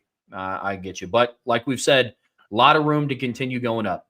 A lot of room. But folks, that is going to do it for part 3 of today's show. Don't go anywhere. We are getting ready to talk areas for improvement down the stretch. Notre Dame has 5 games left. we're going to split this up into offense and defense. But before we get there, you guys know what to do. Make sure you hit that like button. Make sure you're subscribed to this channel, whatever streaming platform you listen to us on. We'd greatly appreciate a 5-star review. And as always, the best way to support what we do here is subscribe to the premium message boards at boards.irishbreakdown.com. All right, Brian, in part 4 of today's show here on the Irish Breakdown podcast brought to you by FanDuel, we are talking basically areas for improvement for Notre Dame's offense. And again, like we did with the grading scale, we kind of split this up a little bit into 2 different areas. So what are some of the things that kind of fed into this conversation when you talk about areas for improvement for offense and defense? Yeah, it's pretty simple. When you talk about, okay, it's not about, all right, Notre Dame, I want Notre Dame to rank in the top 5 in scoring, and I want them to rank in the top 5 in yards per game, and I want them to – they could do that, Trev. Like, honestly, when you look at the schedule the rest of the way, Notre Dame could finish the season as a top 5 ranked scoring offense and total offense and not improve an ounce on offense in the last 5 games because of who they're playing. And because like if you look at Notre Dame's numbers and you know we'll get into the offense here in a little bit, but like their numbers against Power 5 teams is like really outstanding, and they play 3 pretty bad defenses the rest of the way. One defense that's not bad in Navy but completely out athleted, and then another defense in Pitt that you're like, okay, it's good, but it's like it struggled against some teams that aren't in Notre Dame's league. So it's about, okay, is the defense and is the offense and defense improving? Is this football team improving to the point where you can say we can play with, looking at it from a Notre Dame coaching standpoint, we can play with any team anywhere, we can beat anybody anywhere if we play our game. And then you evaluate it and say, okay, cool, you get to that point, but then how consistently are you doing that? And so it's really about saying these are the areas where the Notre Dame needs to improve to not only win the next 5 games, because again, Notre Dame, if Notre Dame just plays the next 5 games like they played the last 5 games, they will be 10-2 and in the college football playoffs. I don't know if that's good enough for them to then go win a championship. And that's the goal. The goal is to not just win the next 5 games, but get yourself to the point where you are truly clicking as a football team to where when you get to the playoffs and the brackets are released, people say, oh God, please don't let Notre Dame be in our, on our side until at least the semifinals. We want no part of that team. That's kind of how you look at it. It's like when Ohio State lost to Michigan, you're like, oh God, that's going to potentially really screw something up for somebody. And Oregon, and that's what happened to Oregon. I mean, Oregon was a top 4 football team last year.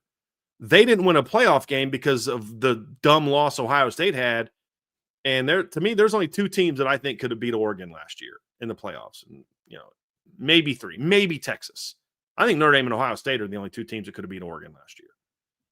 And that's how it goes sometimes. If Oregon would have got a different draw, they might have won a game or 2, but they happened to play the best team in the country in the first round because of that bad loss they had. And that's how I think Notre Dame can be. They're not going to be a top 4 seed, most likely, but they're going to be that team that if they're playing the way they're capable of with far more consistency, people are going to look at that and say, oh, God, I do not want to play that team. That is not going to be a fun day at the office. And to where people are like, look, if this team keeps playing the way they're playing, they can beat anybody. That's what you're working towards. And when we talk about these improvements that Notre Dame needs to make, those are the things that we're going to be pointing to. It's not about stats. It's not about All-American honors or, Doak Walker awards and all these other things that Notre Dame players will be up for. It's about, are you playing at a championship level on this side of the ball? And we're going to do offense first. And then on the second part of the show, we'll do defense and a little bit of special teams as well. But that's the standard. It's not about stats. It's not about, well, the offense is better than so-and-so. Hey, look, guys, since 1988, no offense and defense in the same years played championship football, which is why Notre Dame hasn't won a championship from 1989 until 2024. 0 championships. And that's the standard. So I don't care that they're better than this year or that year or this other year. That's not the standard. The standard is it good enough to go win a championship? In 1993, Notre Dame had an offense capable of winning a championship. They didn't have a defense that was championship caliber, which is why they gave up all those points to Boston College and couldn't win that game. So it's about getting both sides of the ball to playing to the point where those units can fuel a championship run. Well, when you talk about offense and the offensive adjustments, Brian, we split it up into two different: statistical and then scheme and personnel. Well, we're going to start with the statistical. And one of them is a conversation that we just had, and it's around situational football: third down, fourth down, red zone. I think we covered a lot of, why it matters, but let's dive into the how to fix it. Because it's one thing that we consider and be like, got to be better on third down. Got to be better in the red zone. The how conversation is really where we should dive in here. So when you look at some of their deficiencies in situational football, Brian, where do you start? What are some corrections that could be made, to get Notre Dame from not being the 118th team in the country in fourth down and 109th in the red zone? So there's different things. With third down, as we pointed out, the numbers look great, but they very inconsistent. And part of it just comes down to you have to execute better. That's part one. I think there's a level of, hey, that throw was there, you've got to make it. That pat throw was there, you've got to catch it. The scheme was there, you got to block for it. I think one thing that'll help on third down also is being more effective on first down and getting yourself into more impactful third down situations. With Notre Dame also, you kind of have to take their third down offense with a little bit of an asterisk, because Notre Dame, more than some other teams I evaluate, that are the elite teams, or especially compared to past Notre Dame teams, they're more willing to run third down plays that don't get a first down if they think they're in two down territory. So if it's 3rd and 9, they're okay running a play to Jeremiah Love that maybe only goes for 4 or 5 because it might break, but they're in a two down situation. They may be okay. You're like, dude, it's 3rd and 9. Why'd you throw a 6-yard hitch route? Well, because they're going to go for it on 4th down. If they get a minimum number of yards, they're going to go for it on 4th down. And so you kind of got to look at that a little bit. But then again, they're bad on 4th down this year. So like that hurts you. So the other thing too is it's not just about improving your third down offense. It's about improving your situational aspects where you're then more effective on 4th down. So I think a lot of it's execution.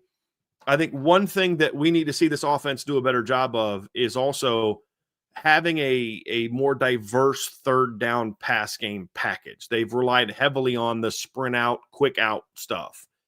And you need to have a little bit more of an effective overall package. I think the pass pro has gotten better in third down. That's going to be part of it, continuing to be better on third down. And then at times, CJ's got to make better decisions. So there's several different aspects to that part of it, Trevor, when it comes to third down. It's better playmaking in those situations. It's better decision-making by the quarterback in those situations. And then it's up to Mike Denbrock and the offensive staff to say, okay, what works on third down? What do we think can work on third down? And then more importantly, who are our money third down players? And right now I get the impression that on third down, it's more about these are our third down plays, and they're not putting enough emphasis on these are our third down players. And part of that we'll discuss a little bit later, but this is why Malachi Fields and Jaden Greathouse need to get more stuff designed for them. Those are your two best third down weapons. One of them has been injured, and you weren't using them before that. The other one, you're not putting him in enough situations where it's easy for me. If I'm a defensive coordinator on 3rd and 5, I'm like, okay, I can make sure the number 0 doesn't beat me on this play. So what can you do to counter that? And then of course number 4 and 24 are also key third down weapons as well. So it's part of it's scheme, but then part of it is make sure that your scheme on third down is designed more often than not to get 0, 1, and 6 the football in the pass game, and then also give yourself a nice little heavy dose of number 4 and 24 as well.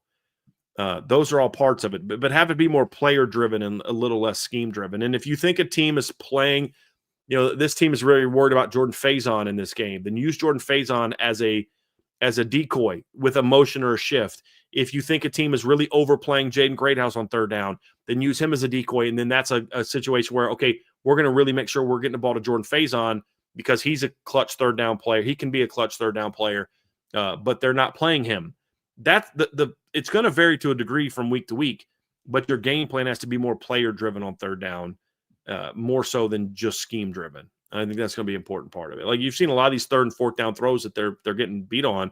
They're trying to throw the ball to Will Pauling, and Will Pauling's a nice player. He's done some good things for Notre Dame, but I'm sorry, I have a tough time with Malachi Fields and Jaden Greathouse and Jordan Faison and Jeremiah Love not being a bigger factor in those downs and distances. So I think that's a big part of it for me for 3rd down, Trev. Yeah, I'm with you. Some of it also for me bleeds into the scheme and personnel conversation. With all due respect to Jordan Faison and Will Pauling and most recently Matt Jeffries, bunching in a wide receiver and asking them to seal the edge, like that's just got to be gone. Unless you're setting something up to throw behind it and getting somebody on like a quick out route, it's just you're putting your players in a position where it's going to be very difficult for them to win. You're asking, 5'10 Jordan Faison, 5'10 Will Pauling. I don't think Matt Jeffrey has a lot of size to him either. You're asking them to seal defensive ends and outside linebackers who all are, at least 230 plus. So that also kind of goes into the success, especially on like short down and distances on 3rd down. That's also been an area of struggle that also bleeds over a little bit into the red zone. I think that's also part of the conversation that you're talking about of putting your players in more of a position to succeed. And I think that's going to absolutely go a long way. What about success in the red zone here, Bryan? Some things that can be done schematically to improve that, or is it kind of a similar conversation to 3rd down? No, this one needs to be a little bit more scheme driven. I think there's some and personnel driven from the standpoint of it's a little tougher to do now. But you hopefully Cooper Flanagan coming back helps. To make 12 personnel a little bit more effective. And you really didn't feel that you could go 13 personnel at all, which I think you can maybe rethink more now. With all due respect, I just don't want to see Matt Jeffrey running around on a counter play. And not that Matt Jeffrey's not a good football player. He is. I mean, go ask Arkansas if Matt Jeffrey's a good athlete. Go watch every lacrosse player that had to go against him this year because he's a elite lacrosse player. And he was, I think he started this past year as a freshman on the lacrosse team. But he was like an elite 5-star lacrosse player. Pretty good football player, too. This isn't like, why is Matt Jeffrey on the field? If you want to play Matt Jeffrey, play Matt Jeffrey. But he shouldn't be a primary blocker in the red zone, in the goal line. And you're shocked that it didn't work out real well. So I think some of it's personnel driven. Some of you've been limited. You haven't had Cooper Flanagan until this game. I think there's some things that they can do with 12 and 13 personnel where I think maybe you should play Jack Larson in situations. And I think he could kind of wrap around and get it on a guy a little bit better than Matt Jeffrey. Jack Larson's a pretty good football player as well as a pass catcher, and he gives you a little even bigger, better pass game weapon. I think the design of the red zone, and when we talk red zone, we're talking more inside the 10, has not been great. You've had some things that have worked here and there, but you don't have enough variety there. And sometimes I think you're just overthinking it a little bit too much. I'm going 13 personnel with Eli Raridan, Cooper Flanagan, and I don't care if it's Ty Washington or Jack Larson, and I'm splitting Malachi Fields out. He's going to split the difference between the tight end and the side of the ball, the sideline that he's on, and because I'm going to put him to the field, and I'm going to say we got two options. One, we have a run play called, or two, if we get a one-on-one, just be able to throw the ball up to Malachi Fields. Don't overthink it sometimes, especially if you give him room. The boundary's a little bit tighter, but if you put him out there and you give him room, he's going to make that play. And CJ Carr throws that ball, I think, pretty well. Sometimes it's like coaches just want to feel like they've schemed you up. Sometimes it's like, dude, my dude's better than your dude. And then if you want to overplay that, then you can, fade stop or fade slant, sell it and then beat him inside or beat him on a slant or, do a bootleg. There's things you can do. They just haven't been schemed up super great.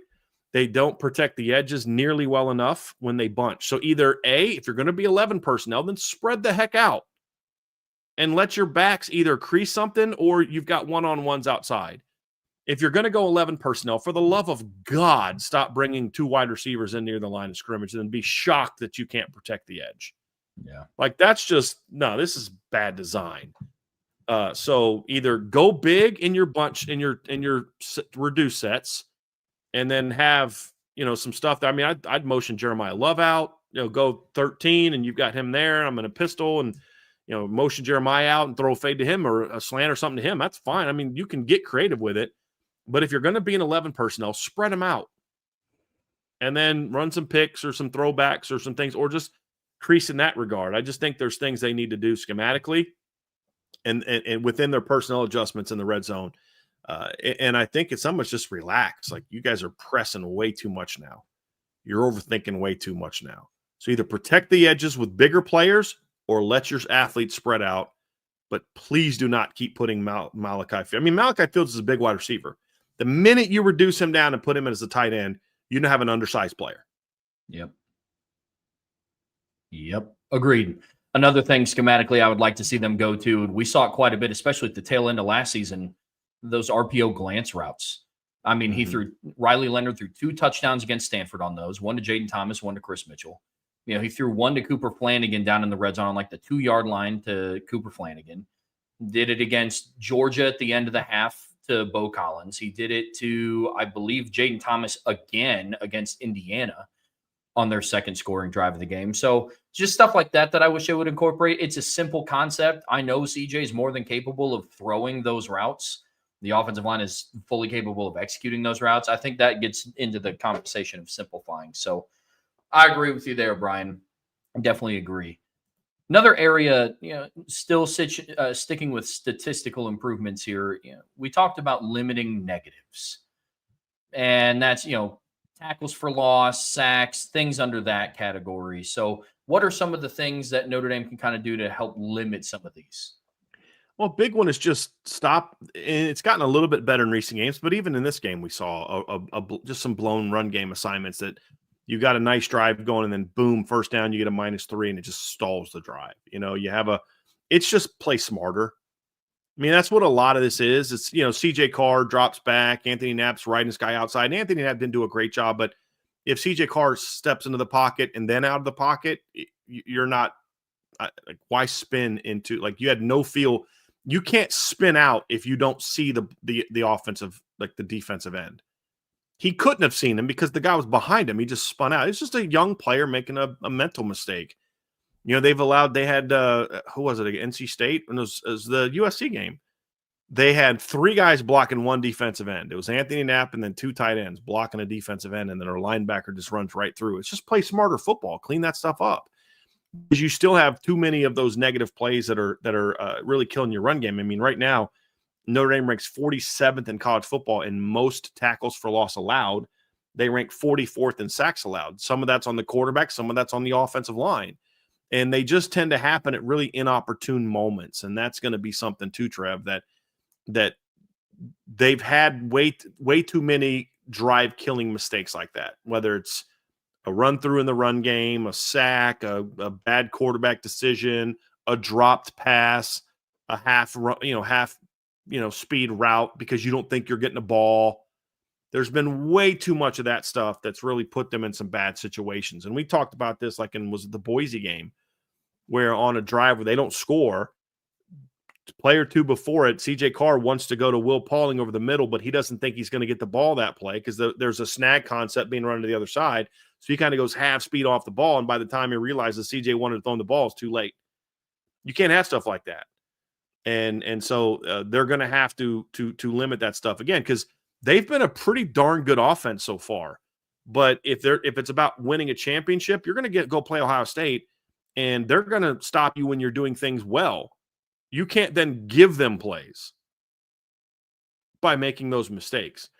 And that's the stuff to clean up. Sometimes the other team's just going to make a play. I can live with that. Sometimes the other team's going to make a big play in the pass game, have a receiver make a big play. You can live with that. But what you can't live with as a coach is when you're giving them plays because you didn't do what you were supposed to do. And that's the stuff that's got to get cleaned up. At big time. You start limiting the negatives, that's how you get better on third down. Because now, again, perfect example, Trev. Well, part of the reason you're not good in the red zone is because you had third and goal at the 1 yard line against Boise State, first drive of the game. Instead of punching into the end zone, you get a false start. And some of the mental mistakes aren't on the players. You're about to score against Texas A&M, and you go to a formation that you have never used before near the red zone. That also happened against Boise State. You start doing this motion thing, and you get these silly penalties. So some of it's just like, dude, sometimes it is just our dudes are better than your dudes. And just line up and let your guys go be better than their dudes. And don't try to outthink it. But there's also plenty of times the players got to, dude, you know that. You got to know better than that. Anthony Knapp, you've started 20 games. You know you can't block out when there's 2 tight ends outside of you. You got to have a little bit more awareness. And then this assistant coaches have to do a better job of making sure their players are more prepared for greater execution consistency. If Mike Brown's not getting on his receivers for running half speed, well, they run a lot of routes. If not, that's how they save their bullcrap. Put somebody else in the game and let them say, when you're in the game, you're going to run fast. Now, we're going to play KK more. We're going to obviously Jay Greathouse is going to get back. We'll maybe play Cam Williams, play Micah Gilbert. I don't care what your answer is, but say we're going to limit your reps by about 15 snaps a game to make sure that when you're in there, you can go 100%. And then now when you get to the fourth quarter, you're making sure your dudes are in the game and they're fresher. So more fresh.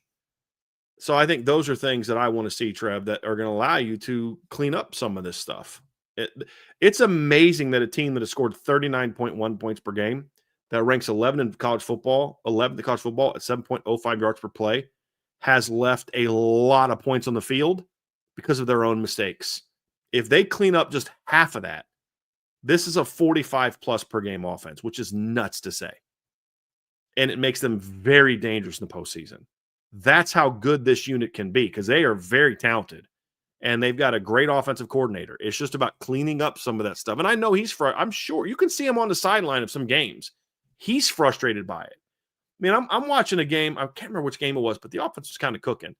And they showed a clip of Denbrock. He just looked so pissed off because his standard isn't, we want to set a scoring record. Mike Denbrock's standard is, I want to win a championship. Like, yeah, I'm sure he had fun coaching in 2023 with Jaden Daniels and Malik Neighbors, but do you think at the end of the year he was like, yep, that was best year ever? I was thinking, well, man, it was a fun year, but man, I wish we could have won a championship. That's the standard for competitors like him and Marcus Freeman.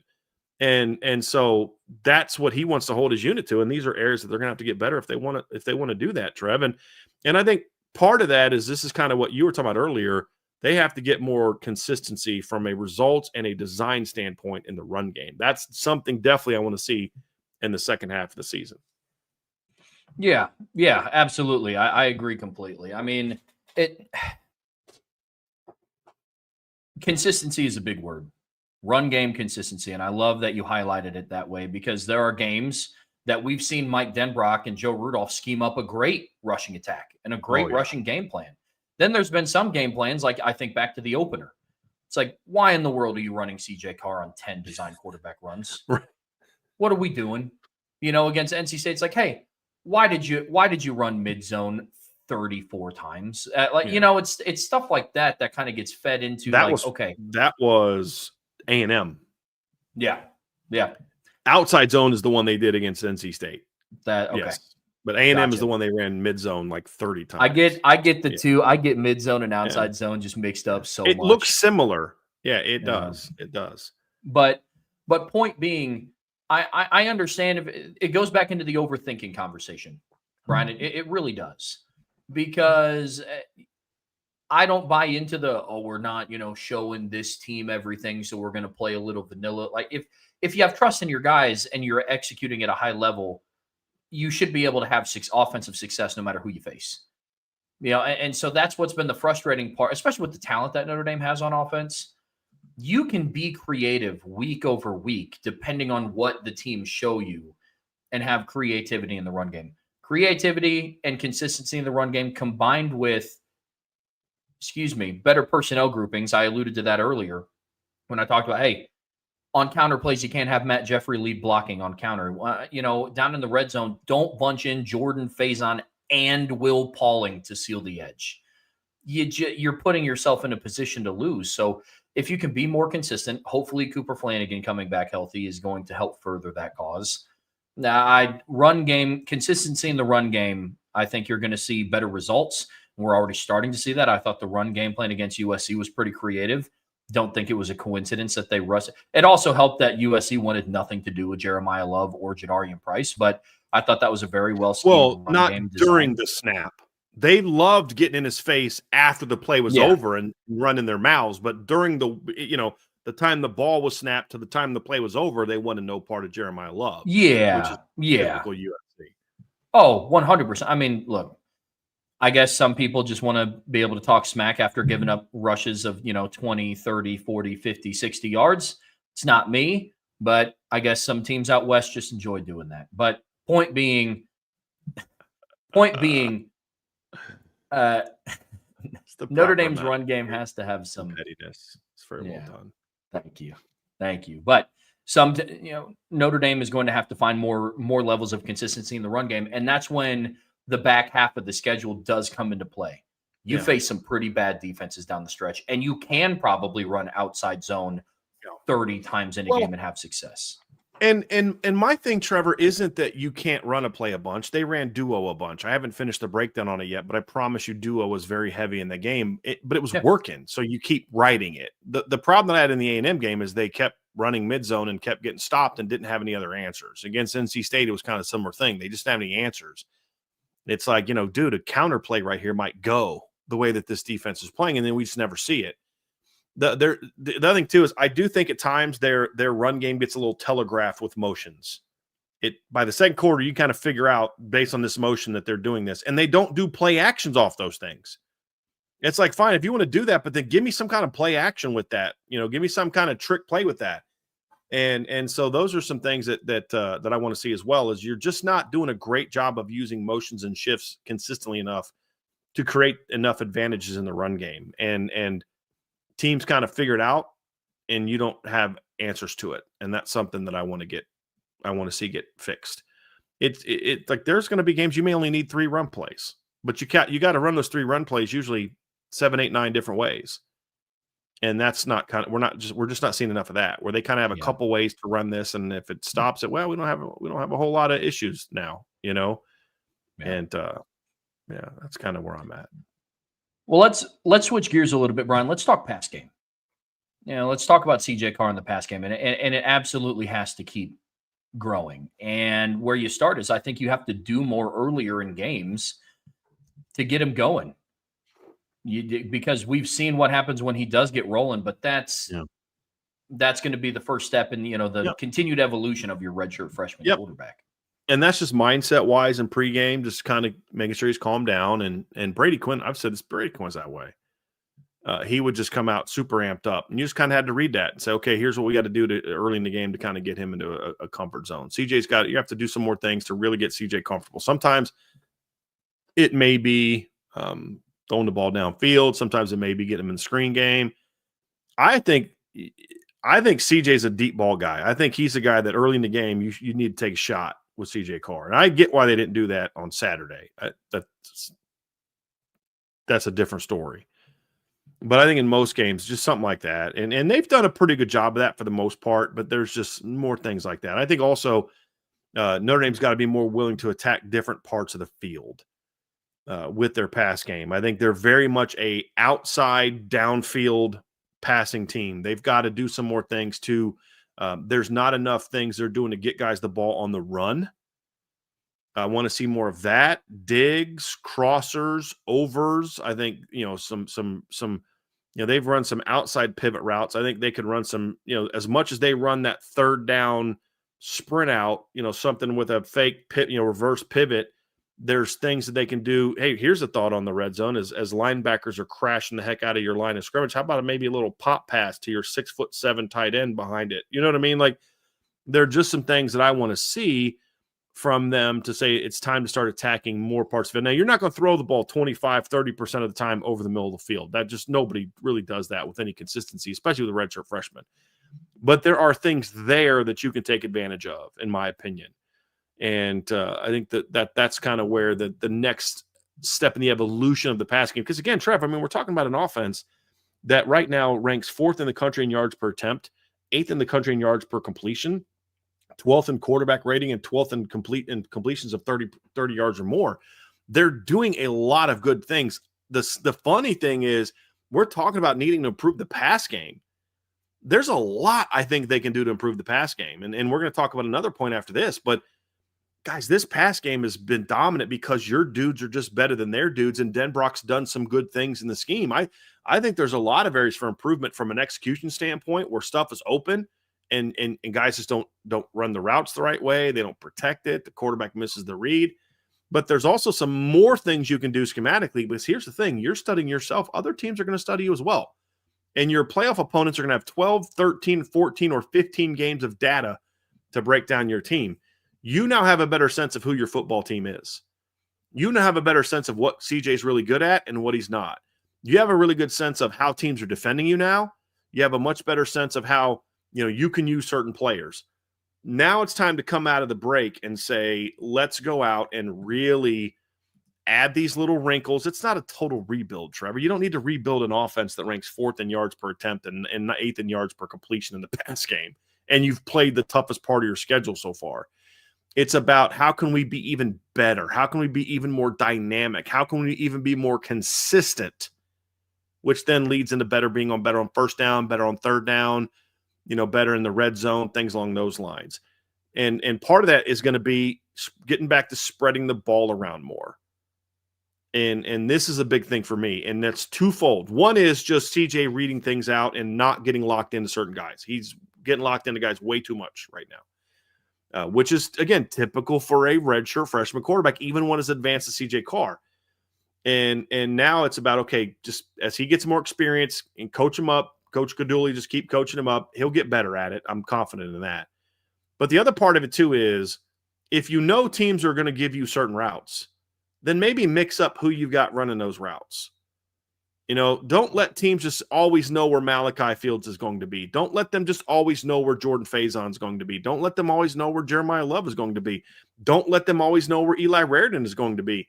I think that's something that they can and need to do here down the second half of the season, is be more creative with how they throw the football.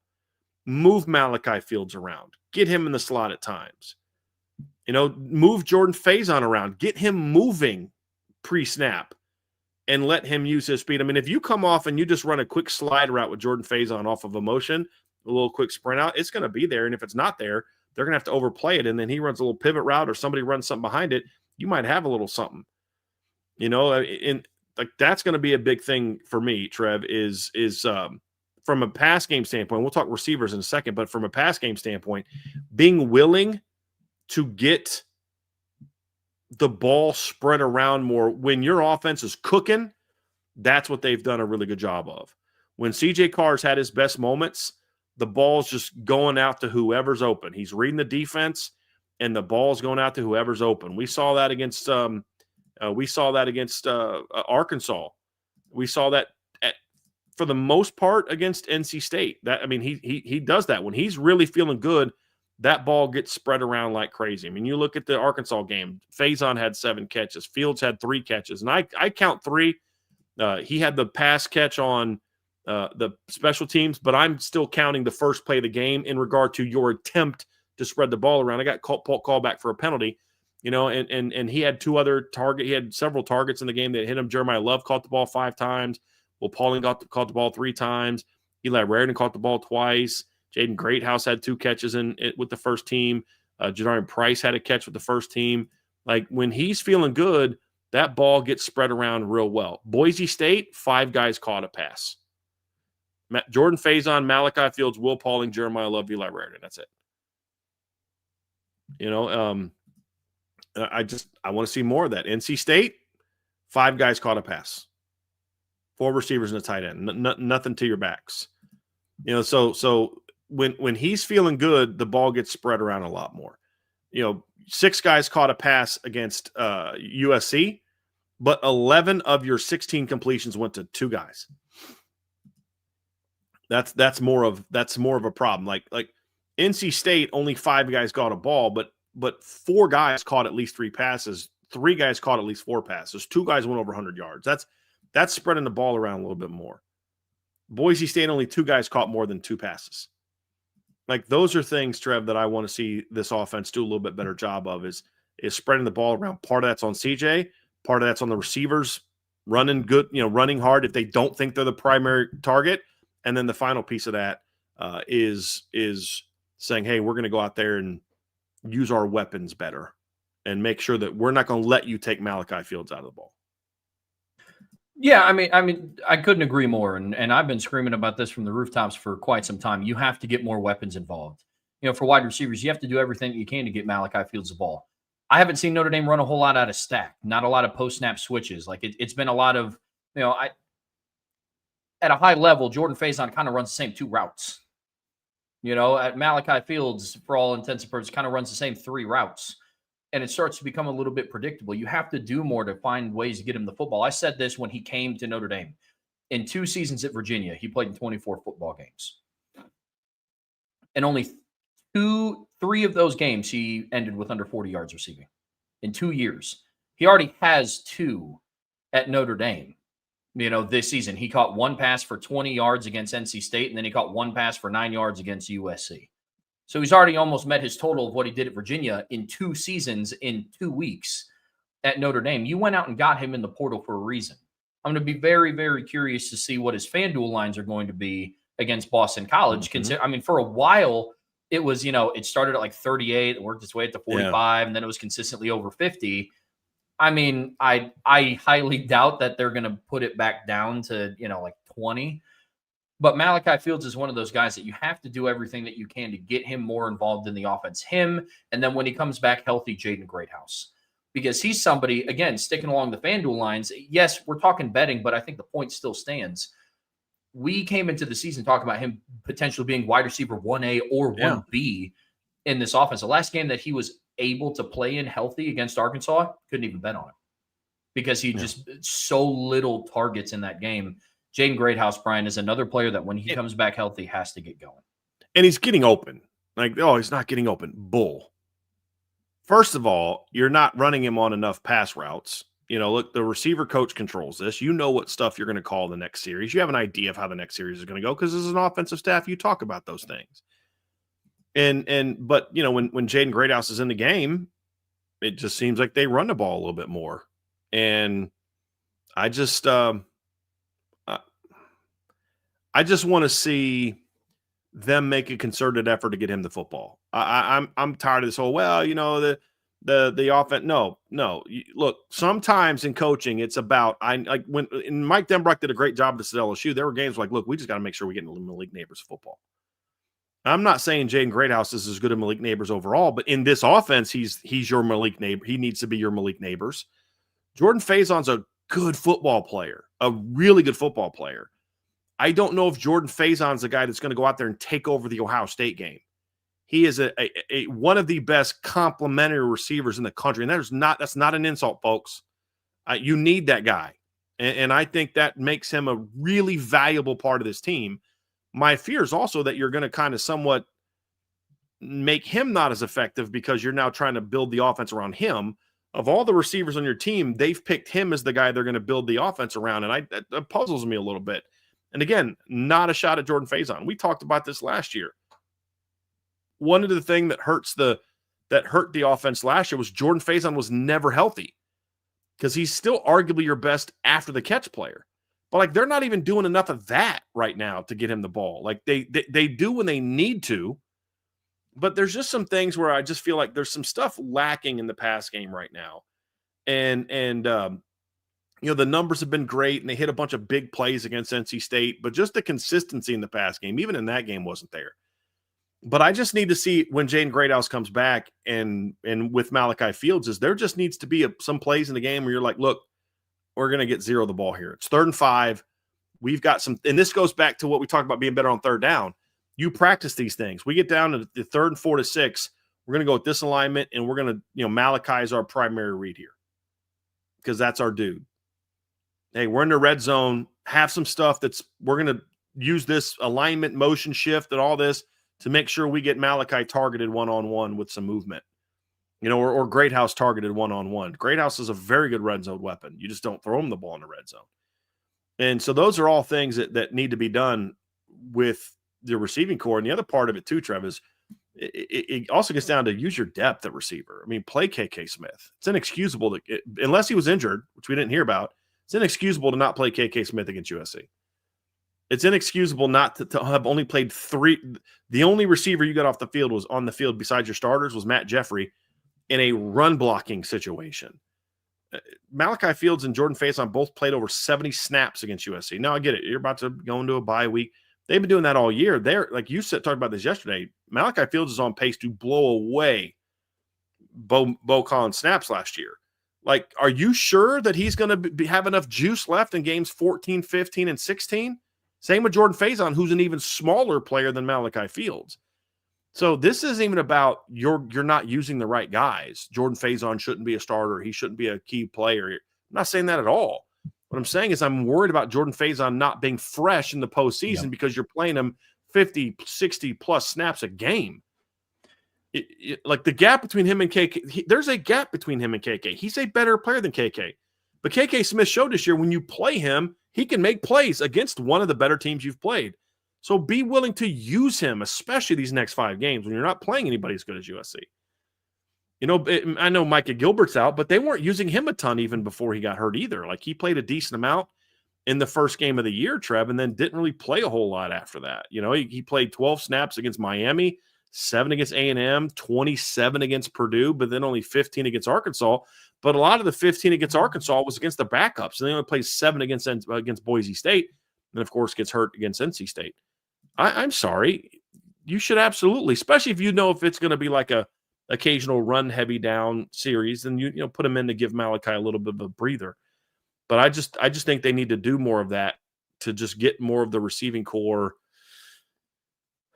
Just give them some breathers, because again, it's not just about the number of plays. It's the plays they run. They are blocking downfield a lot. I mean, how many times have we seen Malachi Fields have to run 40 yards just to block somebody? They run a ton of go routes, a ton of deep routes. You're going to wear them down.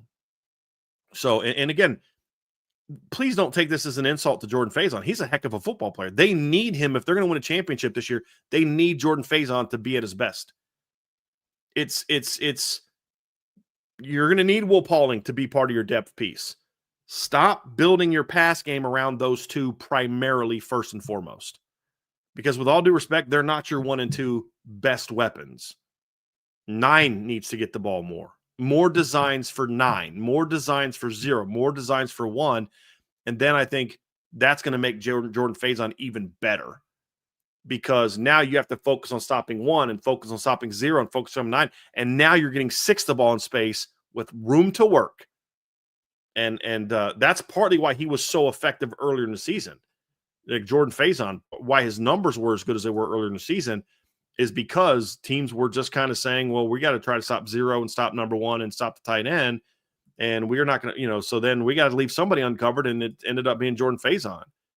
But, last couple games, I mean, his numbers are there, 6 catches for 60 yards, 4 catches for 49 yards the last couple games. But I don't think his overall production has been as impactful as it needed to be. And so I just think they need to do more of who your dudes are and be more willing to specifically design things. What do we have in our game plan to say 0 is going to get the ball here for the most part? 1's going to get the ball here. It's got to be in your game plan. It's got to be discussed with your receivers coach to make sure that he knows we need to make sure 1's on the field on this drive. And those are things I want to see more of. You want to talk about playing at championship level?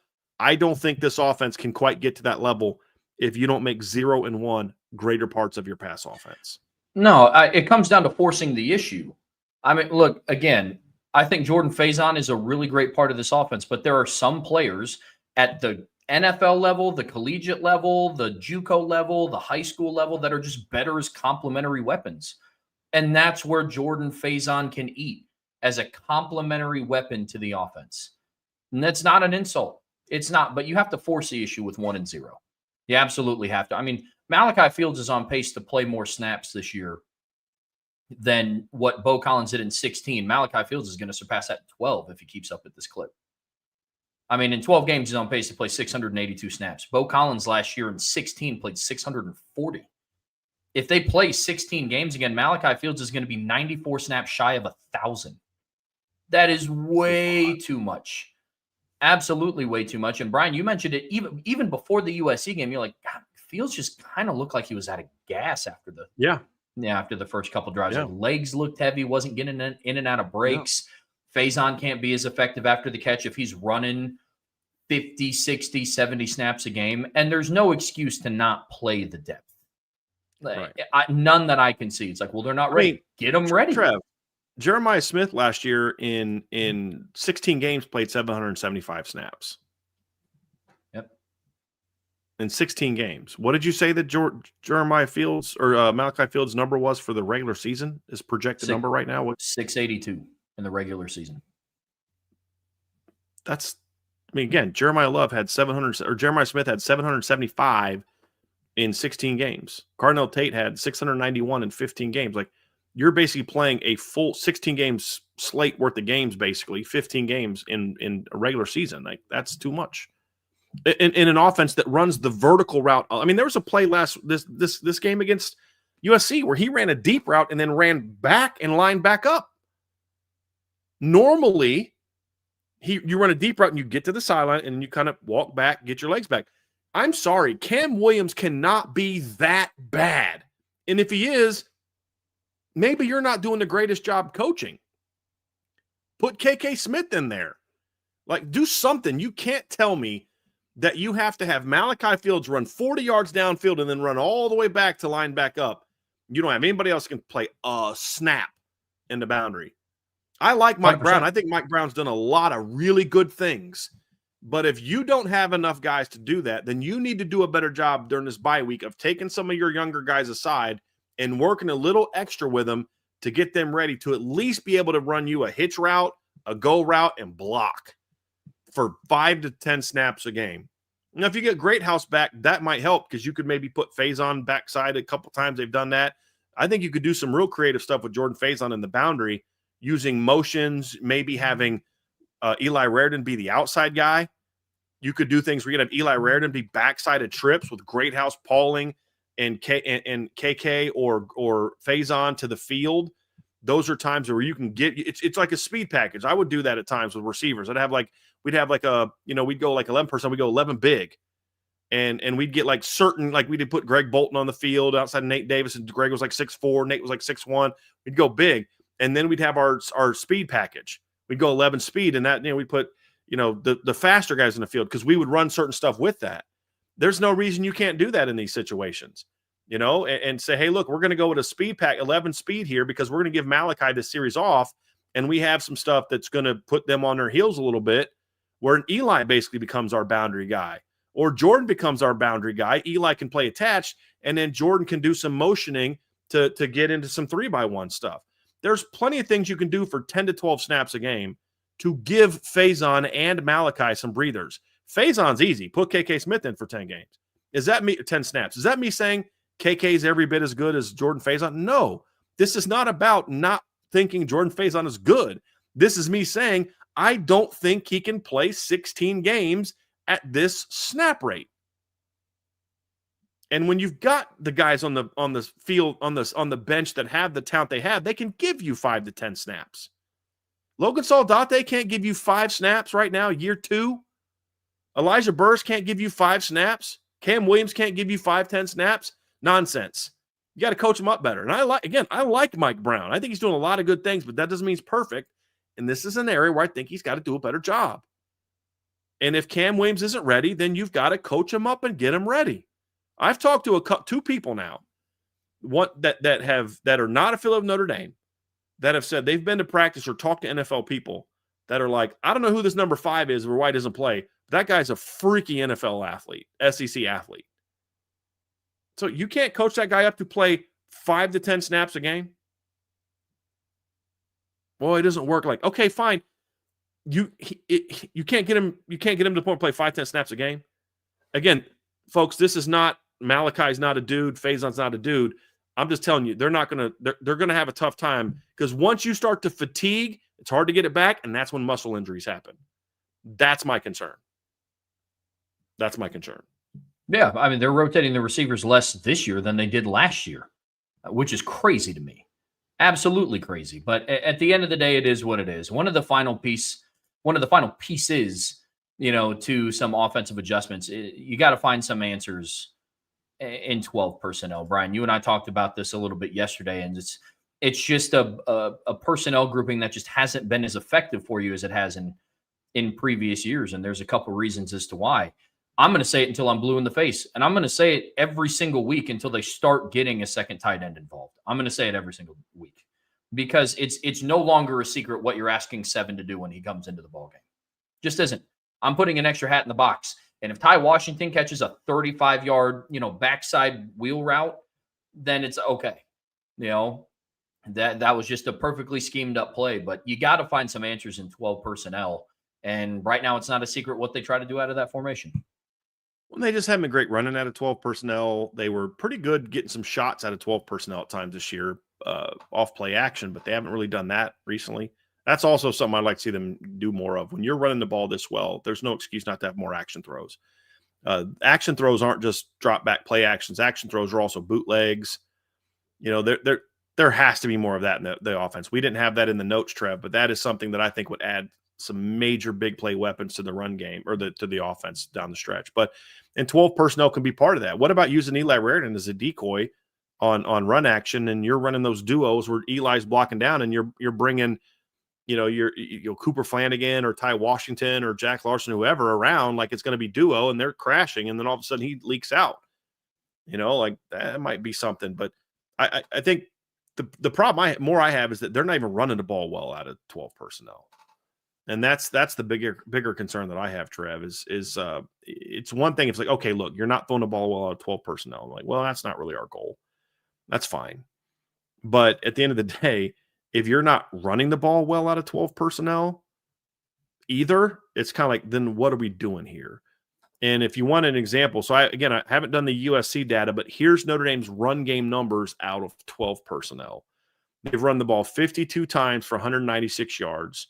3.8 yards per carry, 5 touchdowns. Now, there's some red zone stuff that's going to lower it, but their efficiency rate on how I've created efficiency numbers is 44.2%.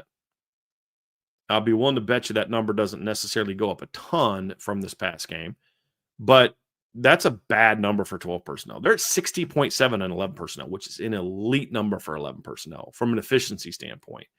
And not only the efficiency, they're also averaging 6.6 yards per carry out of 11 personnel prior to the USC game where they had their best rushing performance of the season.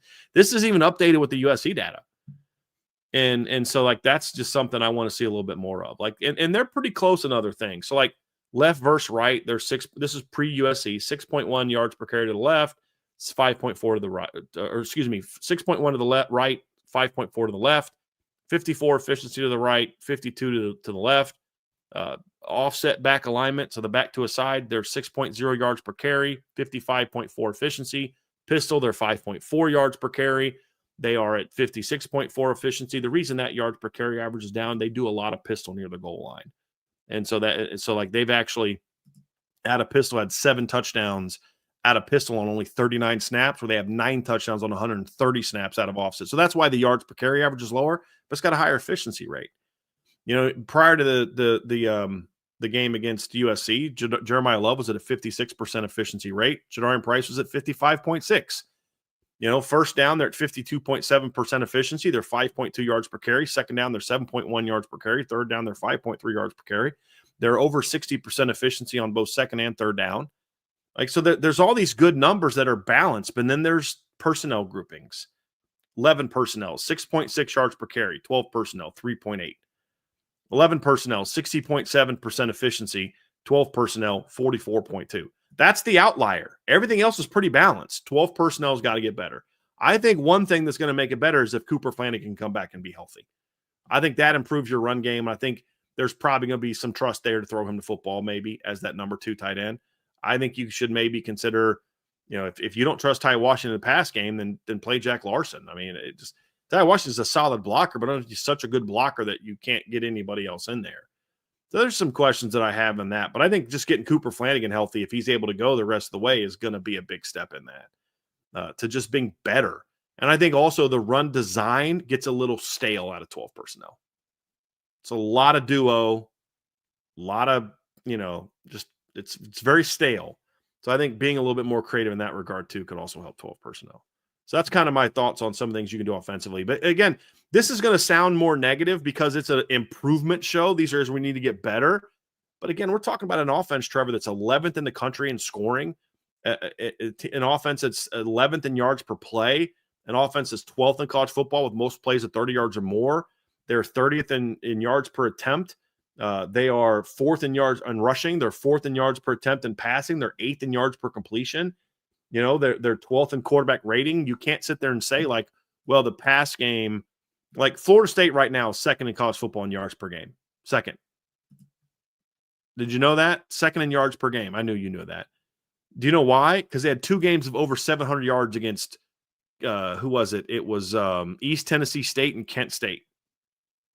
Like, it's not like this offense has that number, that game where they went out and just did this one game of throwing the football where they averaged 25 passing yards per attempt, and they have been bad every other game. I mean, from A&M to NC State, they were 9-2, 18-6, 11-8, 8-2, 11-0. USC game was bad at 5-2. Even the Miami game at 7-4 is a respectable number against a team like that.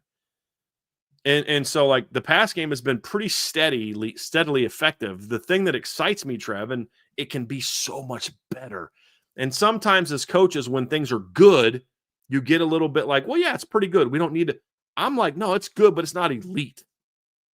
And what can we do to make it elite and make it consistently elite? And I hope that the bye week is that. I really do. And if you can come out and make some of these adjustments, clean up some things, be more efficient, make some adjustments where teams are going to be breaking down your film thinking, well, we got a good read on what Notre Dame does. Well, not anymore. Then I think this offense is going to score a lot of points no matter what down the stretch. But I think it's going to not only score points, but put itself in position where you're going to also score points in the postseason. Like that's the key for me is like, can you score in the postseason? And, you know, you look at last year, Trevor, and if you look at the regular season, I mean, Oregon had a better offense than Ohio State did. I mean, in a lot of different metrics. Notre Dame last year at the end of the year scored more points than Ohio State did. At the end of the year, Notre Dame averaged more points per game than Ohio State. But Ohio State scored when it mattered. Postseason. That's when it matters. And that's what I want to see. And I think they have the potential to have, like, I'll say it right now, Trev. I'll say it right now. I think if Notre Dame can clean up some things, make some adjustments in the second, not big adjustments, just make some tweaks like we talked about. Be willing to move your receivers around. Do some things in the run game, you know, just some tweaks here and tweaks there. I think this could be the best offense in college football. I do. Not just statistically, because that could be a little misleading when you look at the teams that they play the second half of the year on the schedule. I mean the offense where you're like, that offense can score on anybody. It can run on anybody, it can throw on anybody. I think it can. I'm not saying it will. I'm saying it has the potential to be the best offense in college football if they can make some of these tweaks and adjustments in the second half of the year. And I'm looking forward to seeing if they're able to do it because I think this offense has already been pretty good. I think it could be really, really special down the stretch if they can use this bye week the way that Mike Denbrock has a very, very, very long history of doing coming out of bye weeks. You know what I mean? So that's something we've seen him do a lot over the years is be pretty good on coming out of bye weeks. I'm actually looking. Last year, first game out of the bye was Stanford. First bye was Stanford. They scored 49 points, had 477 yards, 7.2 yards per carry.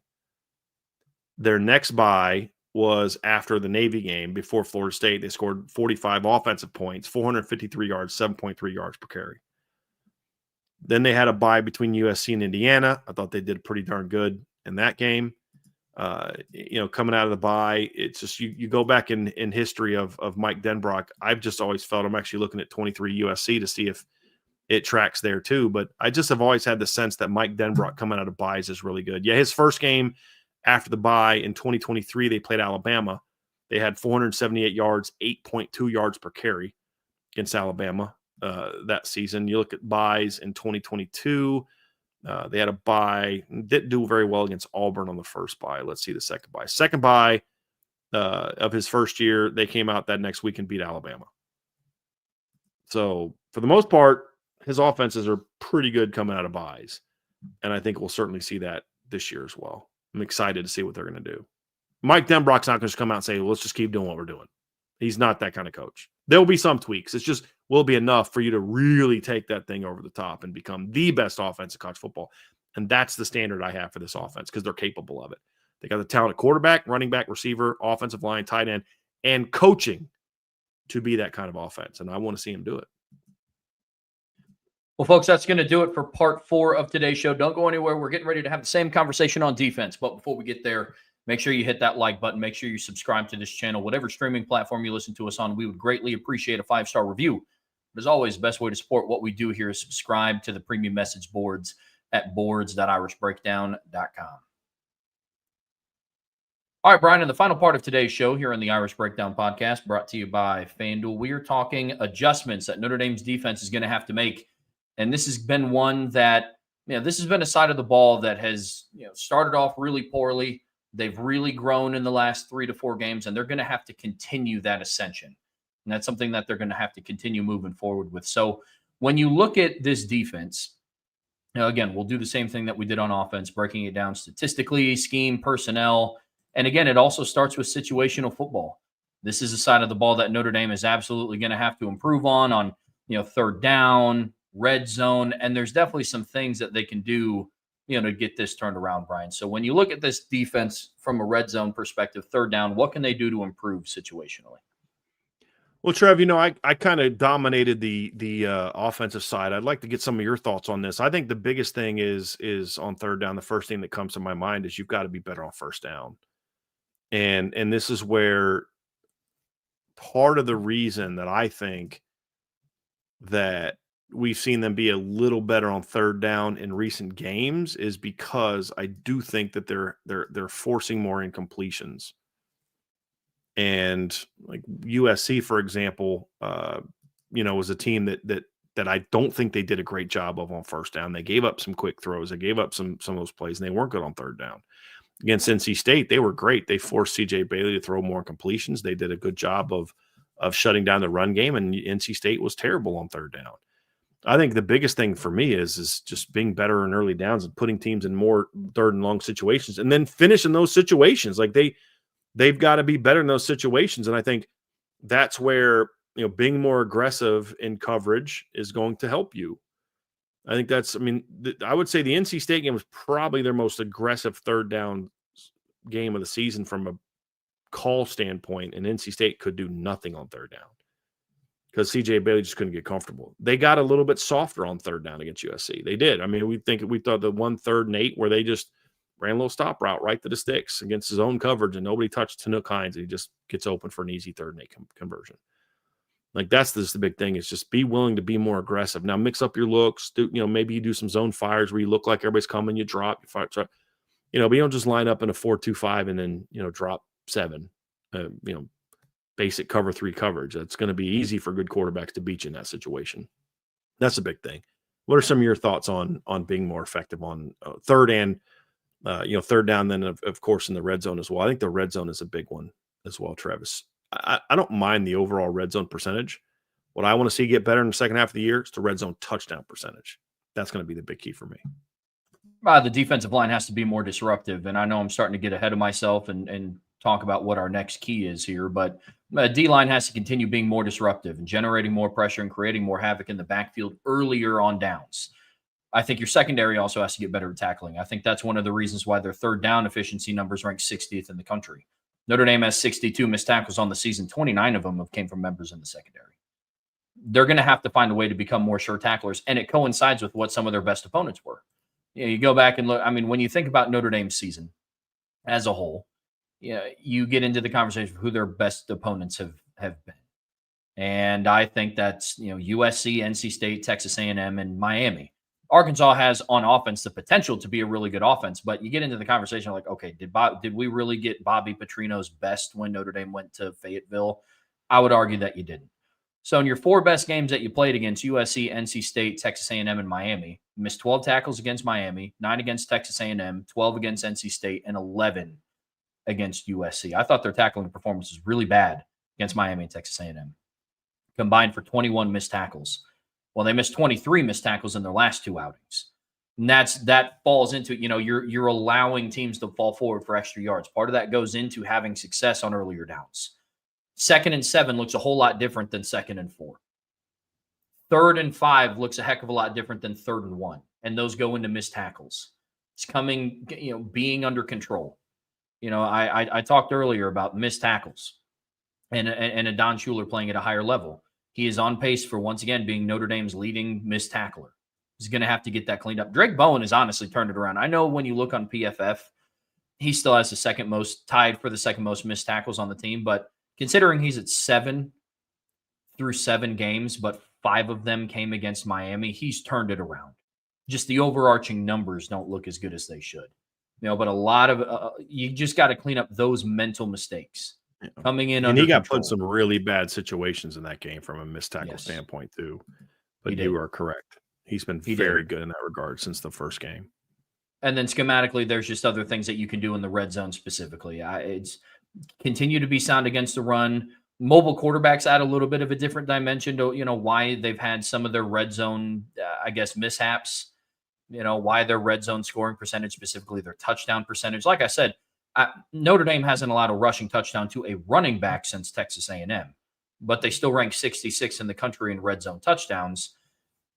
It's because they face some quarterbacks that can extend some plays. So they're going to be schematically, they just have to do different things to put themselves in advantageous situations in the red zone moving forward. What does that look like? Well, I think getting a proper defensive line package on the field in red zone situations is huge. For as good as Jordan Botelho has been, you're not putting him in a situation to win, lining him head up over the center in a 2-point stance. That's not something that's going to generate a lot of success. Simply, it just won't. There has been things that they have done on 3rd down that have generated some success. Like I've seen in some 3rd and long situations, they'll run 3 safeties on the field. They kind of have Luke Talich playing underneath, kind of as your rover. A Don Schuler flies downhill and robbers down, and then you have Tay Johnson over top. That's something they've done that I've loved. I have absolutely loved that. Go to it a little bit more. On 3rd and long, when it's 3rd and 11, don't bail like it's 3rd and 25. You can still maintain your aggressive philosophy even when it's 3rd and 11. It gives your pass rush a little bit more time to get home. So those are some of the things that I think that will help those efficiency numbers. And again, it leads into our second point of being, you have to create more disruptions. You and I talked before the show. That's tackles for a loss, sacks, pass breakups, tiff passes, forced fumbles. And forced fumbles, honestly, is one that really needs to be highlighted because unlike last season, this defense hasn't done enough to punch the ball out and be aggressive in that facet. So, Bryan, being more disruptive is going to be crucial. They're getting closer, but more is needed. Yeah, and look, recent games, they've done a great job with disruptions from a pass pressure standpoint. They've done a much better job of that. They've done a much better job in regard to, interceptions. Clearly, they've had 10 interceptions in the last 4 games. I mean, right now, Notre Dame is tied for 2nd in college football in interceptions at 13. They've done a great job there. I feel like I don't want to see you tied for 2nd in interceptions, but 6th in passes defensed. Because you are 22nd in pass breakups. I want to see you be higher in both of them. Now, part of that is in some of those situations, some of those other teams don't have defensive backs as talented as Notre Dame's players. So some of their pass breakups don't turn into interceptions like for Notre Dame. But last year, for example, Notre Dame was 5th in interceptions and then also 5th in pass breakups last season. So it's just an area where I just want to see them just be even more effective this season in that regard, just being more disruptive. They've had some good numbers lately. I want to see more moving forward, especially against some of the better teams. I don't know if you're going to be able to see that as much this down the stretch because you don't play quite as good as some of those teams, but just overall more disruptions. What's amazing is that their defense ranks 21st in the country in rushing defense, and they rank 18th in yards per play, but they're only 121st in tackles for loss. Like, what would their run defense look like if they ranked 75th in tackles for loss? I'm not even asking for you to be a top 10 defense in tackles for loss. I mean, can we just get to the top 75? Because if you do that, Trev, imagine what this team was going to look like if they can get to that point. I mean, goodness gracious, last year's defense wasn't elite in tackles for loss. They were 73rd. And it was something we didn't like last year either. We thought they should have been better in that regard last year either. But you're only getting average of 4 tackles for loss per game. And even though it's been better in recent games, it hasn't been elite. mean, their highest tackle for loss number this season, Trev, is 6. They did that against Purdue, and they did that against USC this past week. I mean, just the regular season alone last year, they did that 3. They had 7 or more 3 times. They had 7 against Louisville, 8 against Stanford, 10 against Florida State. And then the postseason, the first 2 rounds of the playoffs, you had 10 against Indiana, and then you had 9 against Georgia. They just overall need to be more disruptive. You want to talk about getting better on third down? Get more early down, first and second down negatives. Yeah. I think that's something that could help this defense out a ton. And that just means be more aggressive, not just big, gap conscious of sound, but be more aggressive, shooting up gaps, getting into the backfield, letting your guys take off. Use your linebackers more to attack the run game. They did some things against USC that I really liked, triggering a Don Schuler. They had Jalen Sneed attacking downhill. So I saw some and when you consider the 6 tackles for loss against USC, I think they only had 2 sacks, right? So you had 4 run game stops against USC in that game, correct? That if I'm doing the math correctly. Well, look, USC only ran the ball 29 times in that game, and I'm trying to think. So 2 of those are sacks. So you take 2 of those away, so that's only 27 times you ran the football that game. You had two. So you had the one play to Mekhi Lemon, which counts as a run. They had a negative on that. Like, you didn't actually have a lot of opportunities to create negatives in the run game in this game compared to other games, and you still had tied for your season seat lead because you and 2 of them came from a Don Schuler flying downhill, Jalen Sneed flying downhill, beating the guard across the ball. Use those guys to attack more and create more negatives in the run game. I mean, part of the issue is they've only had 11 tackles for a loss that aren't sacks. That's the issue. You're not creating enough negatives on non-passing plays. And look, I'm all for their sack numbers increasing. They're 33rd in the country in sacks generated, but you have 11 tackles for a loss that aren't sacks. That's got to change. You have to find ways to create more negatives. Absolutely have. Because, 11 non-sack tackles for loss in 7 games is not good. Not good. You're averaging like 1.4 a game. Yeah. And for a team that ranks 21st in college football in rushing offense and ranks 18th in college football in yards per attempt, like, that's the thing, is like, that's really good. But imagine what it could be if you could start creating more of those negatives. Exactly. The defense has done a really good job of meeting people around the line of scrimmage and not giving up too much after, specifically in the run game. There's a reason why on FanDuel they haven't given up a lot of overs for running backs this season, which is actually really, really promising. But you have to put yourself in a position. The next step in the evolution is now making plays behind the line of scrimmage in the run game. And some of that goes to what we talked about before in missed tackles. They have too many missed tackles. I can't tell you. And honestly, you can make the argument that their sack numbers should also be significantly higher. And like, I know they're still 33rd in the country. How many sacks did Maddox Madsen get out of again when in the Boise State game? CJ Bailey got out of several as well. Yeah. So their sack numbers should be higher. Their tackle for loss numbers should be higher.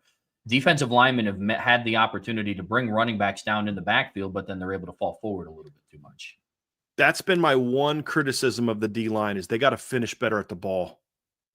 Like, we can talk about schemes got to do this and schemes got to do that, but the D linemen got to finish a little bit better at the football. They got to get off blocks a little bit better. They got to close, take better angles of football. Don't over pursue the quarterback. That's definitely an area, Trev, where you are correct. There have been some missed opportunities for those numbers to get better. So even if you just execute a little bit better at the ball, that's going to improve that number. But then also using your linebackers maybe a little bit. You got some athletes at linebacker. And I think that I don't want to say it's a mistake, but I think part of the thing that Chris Ash, I think he knows that. And so that's why he's allowing them to kind of run to the ball, like read and react, because, hey, I got athletes, but I get that. But sometimes it's good to also use your athletes to really attack the football. And that's what I want to see more. I'm not someone who believes you should run stunt every single down, because you're going to give up some big gash plays if you do that. Eventually, they're going to block it right, call it right. Somebody's going to miss a gap. So that's not what we're talking about. It's just you can do it and still be sound. And I'd like to see a little bit more of that. And again, I don't need them to rank 25 in tackles for loss. I just need you to rank in the top 75. And if you can do that by the end of the year, where not that you're going to finish in the top 75, but if your final 5 games averages in the top 75, then your defense is going to be even better, in my opinion. And it's already improving against the run and getting there against the pass. But D-line just finishing better on the ball would be a big part of that, Trev. You are correct on that. That's a great observation. One of the other areas that this defense needs to continue improving in is limiting big plays. And this has been a common theme throughout the season. When you go back and you think about the explosive plays allowed against Miami, Texas A&M, Purdue, and unfortunately the last 3 games, it's reared its ugly head again. Again, explosive plays per Notre Dame's qualifications are considered plays at 20 yards in the pass game and 10 yards in the rush game. In the last 3 games, they've given up 18 explosive plays. 8 of them came against USC, 6 in the pass game, 2 in the rush game. So this is an area where, again, you have to look at this conversation big picture, because I do think that with the teams that you're facing in the remaining schedule, I think you're going to do a good job limiting explosive plays against Stanford.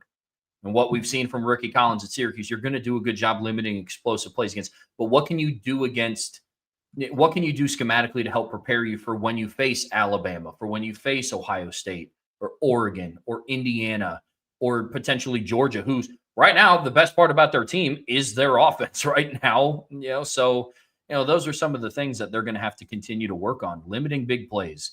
18 explosive plays in the last 3 games are too many. I've liked a lot of what the defense has done, but I mean, we're talking about hundreds of total yards of offense being wrapped up in 18 plays across 3 games. Yeah. That's discipline.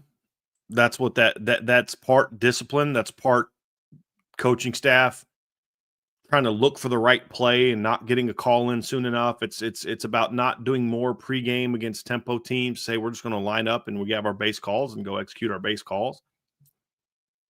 There's a lot of different reasons for that. Early in the season, a lot of it had to do with just very unsound coverage structure. They've eliminated some of that. Now it's just about you also have some younger players. Tay Johnson is a redshirt freshman, and he's going to make mistakes like he did against USC. It's going to happen. You have to live with that to a degree, Trevor. You do. You have to live with that to a degree because he's also going to make a ton of plays. That's why you live with that kind of thing. CJ Carr is going to make redshirt freshman mistakes, but you live with it because you know he's going to make you a ton of plays. There's just certain things you have to understand. Hey, look, this guy's young. He's going to make mistakes. I don't care. I'm going to live with it because the payoff is better than me putting in a veteran who won't make those mistakes but won't make any plays either.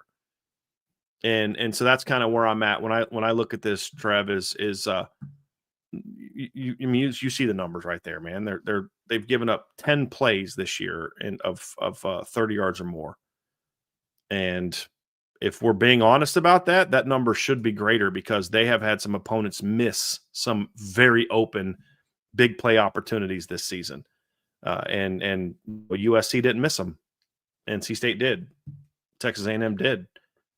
So being more disciplined, doing more things coverage structure-wise to allow your pressures to get home more, I think are big things as far as limiting big plays, and then just execute at a higher level as well. I mean, not all of this is on coaching. Some of it is players just not doing their job. Like, I mean, you can say whatever you want about Chris Ash's game plan against Texas A&M. It was terrible.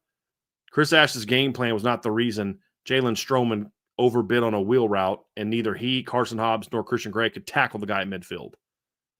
Like that's not a Chris Ash thing. I want to put a little something on that last thing that we're talking about too, Trev. Talked about using your linebackers better. The Notre Dame linebackers in 7 games have 3.5 tackles for loss that are run game related. 3.5. That's not even averaging 1 per guy. Drake Bowen and Jaden Osbury do not have a single run game stop this season. Like that adds to it. You want to talk about limiting big plays? Making more big plays with your front helps with that as well. Puts them in situations where you know they're going to throw the ball. Like, so I think that's a big part of it as well. But you got to limit big plays. You've got to be smarter. You've got to be more aggressive with your talent, and you've got to then execute that. So a lot of it's just cleaning stuff up, Trev. It's not that some of this is they've already made the changes to some degree. Now it's just about tweaks. You know, like the USC game, two of the big plays that they gave up were just the coaching, not getting guys the calls in time, and there just was bad communication.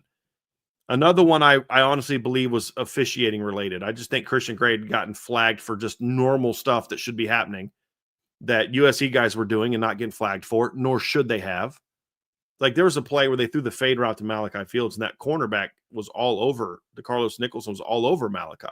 They shouldn't have thrown the flag because none of it was necessarily breaking the rule. I thought the guy was just being physical. But then when Christian Gray does it, pass interference.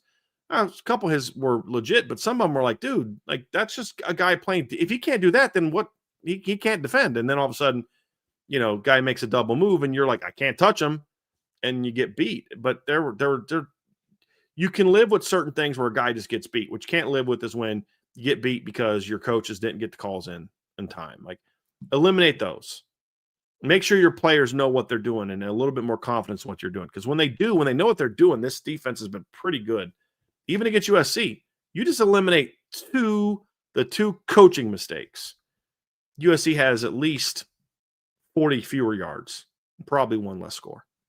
Then if you clean up the player mistakes and they get more comfortable in the system, like Bronte Johnson is going to make mistakes in game 7 that I don't think he'll make in game 12. That's part of growing up as a football player.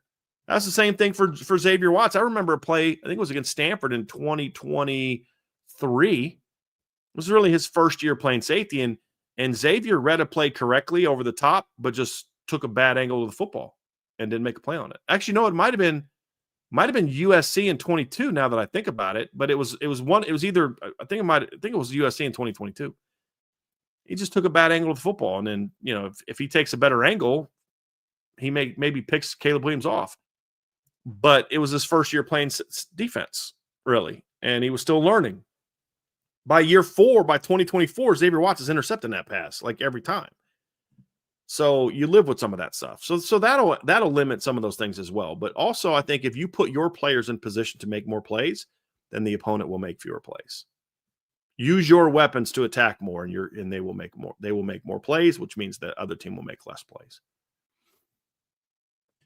Well, let's talk some, kind of big picture scheme personnel changes. And one of the biggest things is, this unit has to keep building. Mm-hmm.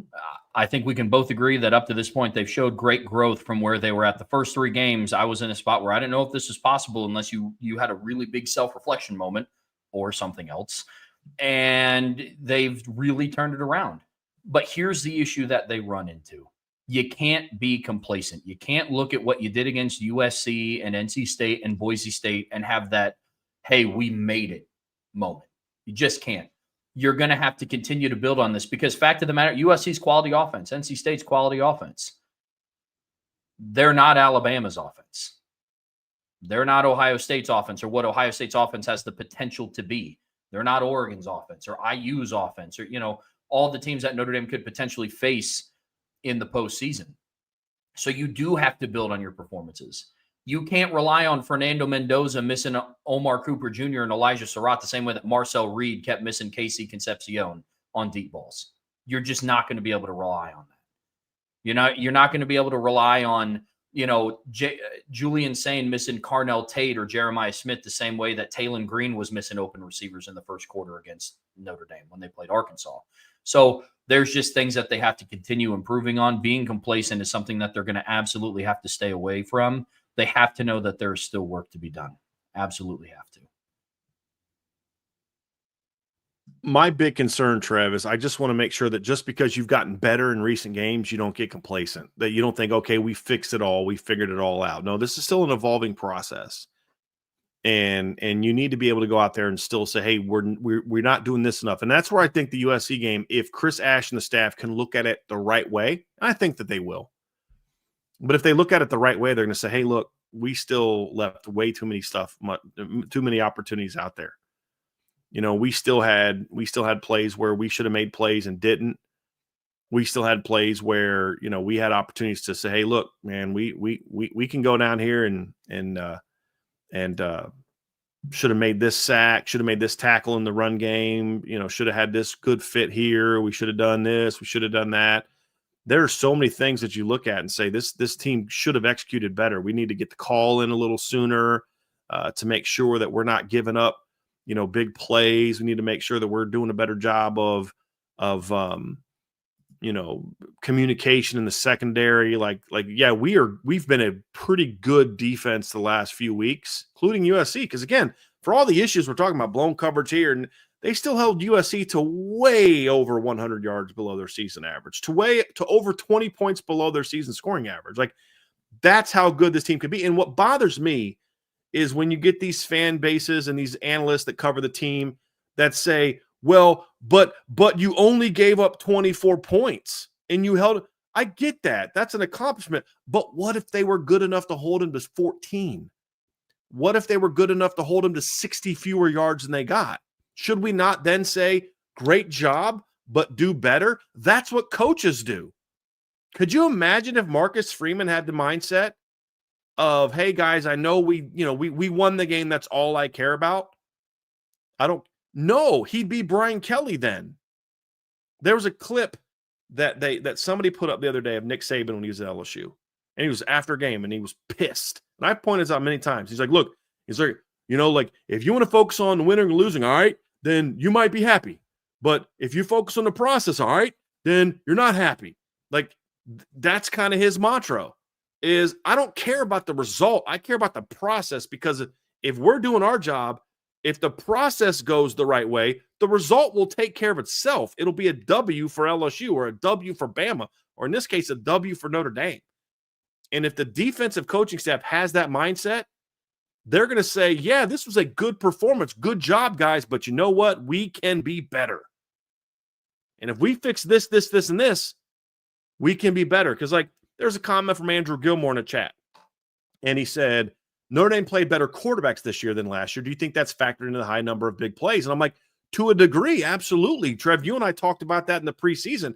We said, don't be surprised if they give up more points, yards, and passing yards this year than last year, because they do play better offenses. That's a great point, but not to this degree. I can live with, as I said, Christian Gray got beat for a big play. But you know what? He made up for that on the next series by picking him off and setting up a score. That's going to happen. Julian Love got beat. Remember when he got torched by Nico Collins on a post route against Michigan to start the 2018 season? It's going to happen. Like Leonard Moore got beat against Miami for a touchdown. I mean, it's going to happen. But if you have good players, they're gonna make enough plays. I can live with Leonard Moore getting beat for 27 yards on slant route by Mekhi Lemon, because, like, you know what? That guy's a good player. You're not going to completely shut him out. But you gave up one catch beyond the line of scrimmage. I'll live with that. You know what I mean? Like, good players and good quarterbacks will make some plays. What we're talking about is the plays where Tanuk Hines converts a third down because your guys are not even lined up and looking at the defense or the offense when the ball snapped. He just runs by you. Where guys aren't communicating appropriately for a simple over route. Like, those are the things. They're completing 12-yard dig cuts because you're playing a soft zone with no pressure, and they're just completing easy throws behind you. That's what was going on earlier in the season. That's what the stuff that you can correct. And then sometimes you're going to play a quarterback that just fits that ball in between three guys, and you're like, dude, tip your cap to him. That's a heck of a throw. You live with that, though, Trev, when you're not giving up the easy stuff that goes around with it. That's what we're referring to. That's the stuff that's got to clean up. You're not going to play USC and hold and never give up a completion over 20 yards. Not if they're competent. So that's my thing is, yeah, they held them to 390-some yards and 24 points, but they should have held them to even less. They were, or I shouldn't say that, they were capable of holding them to even less. And that's the standard I want to see, because Ohio State might be a little bit tougher. Indiana is going to be tougher. And you got to be prepared to thrive in those moments. And that's what excites me about what the defense can do. They just got to make sure they don't get complacent. That's going to be a big thing, Trev. Don't get complacent. And then another thing, too, is what we talked about with the receivers is also true on the defensive line to some degree. And I know that's a big thing for you, Trev, that I know you want to see here down the stretch, is just being more willing to use your depth on your D-line. They've gotten better at it, but I think there's still room to improve, which could result in even better performance up front. Yeah, I mean, it goes back to what we talked about yesterday, especially when you combine it with the schedule that they have coming up. There is no excuse offensively or defensively to not start getting some more of your guys involved. If KK Smith isn't going to see the field more against Boston College, there's nothing that tells me that he's going to start seeing the field more if they get to the playoffs, when they get to the playoffs. Josh Burnham is one of those people on the defensive line.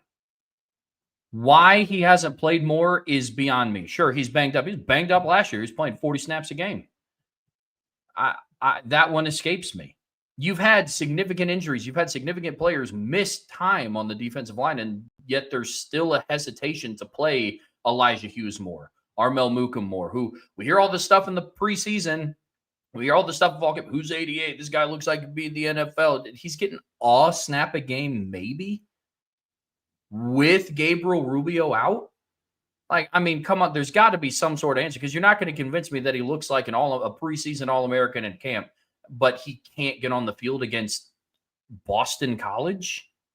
Like, there's players that have to see more minutes. I know Logan Thomas missed last game with a concussion. He was getting maybe 2 to 5 snaps a game before that anyways. Like 18 snaps of defense on the season. He's one of your twitchiest edge rushers. What's been one of the biggest issues with Notre Dame's defense the past, I mean, couple years is lack of consistency at the edge rushing position, getting after the passer. Well, you have one of your quickest guys and you stick him on special teams. What does he do? Blocks a punt. Like, it's stuff like that where it's like, how do you not get more of your pieces involved? You know, you've had significant players miss time already. Gabe Rubio, Donnie Heinisch, Jared Dawson. You telling me that Armel Mukum, Elijah Hughes, Cole Mullins, Josh Burnham, they can't see more time at all? The answer, especially down the stretch, combined with what the schedule is, can't just be, well, we got some guys hurt, so giddy up, Bubakar. You're playing 78 snaps today. Well, we got some guys out. Hey, Bryce, you're playing 80 snaps today. Go get after them. Rotate. You praise your recruiting. You praise the depth. You talk about how you're able to come at people in waves. Use the waves. Use the depth. Keep your players fresher. Because, you know, at the end of a game, I would like to see what a 100% Josh Burnham looks like over an 80% Bryce Young who's just got done playing 68 snaps. Down the stretch, it's going to be imperative, and that's going to tell me a couple of things.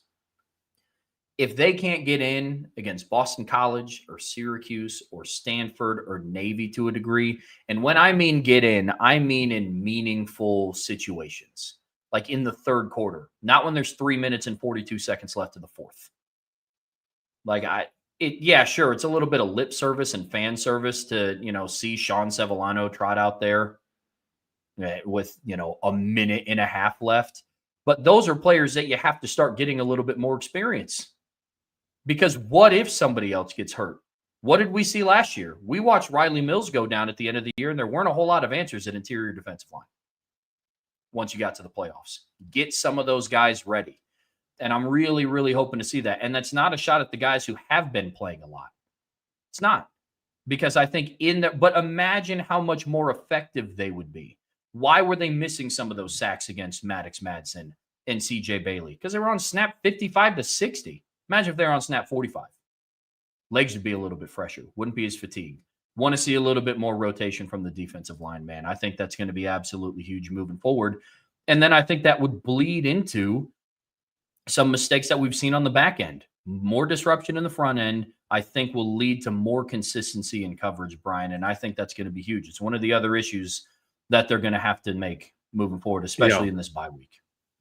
And I feel like we've kind of talked about that. I talked about that a little bit earlier. It was meant to go here, but we got into some of that stuff. But I think that's a big thing. It's just, you know, Christian Gray being more consistent. I think rebuilding his confidence is an important thing. I get where you're coming from. He's a junior now. That's all fair. But for this team, they can't be the team they're going to be capable of this year without Christian Gray playing. So I think that's going to be a part of it. And then part of being more consistent is finding some answers at nickel. And what I mean by that is not that Dallas Golden's not the answer. It's just, it means finding out how you can get him to be a little bit more consistent, which part of that's just playing. I mean, honestly, it's not even like fix this, fix that. It's just keep playing him and keep coaching him. That's one thing I'm confident in, because you've got the best DB coach in the country working with him. And we've already seen both Mark Zachary and him get better. I wouldn't mind seeing more Mark Zachary.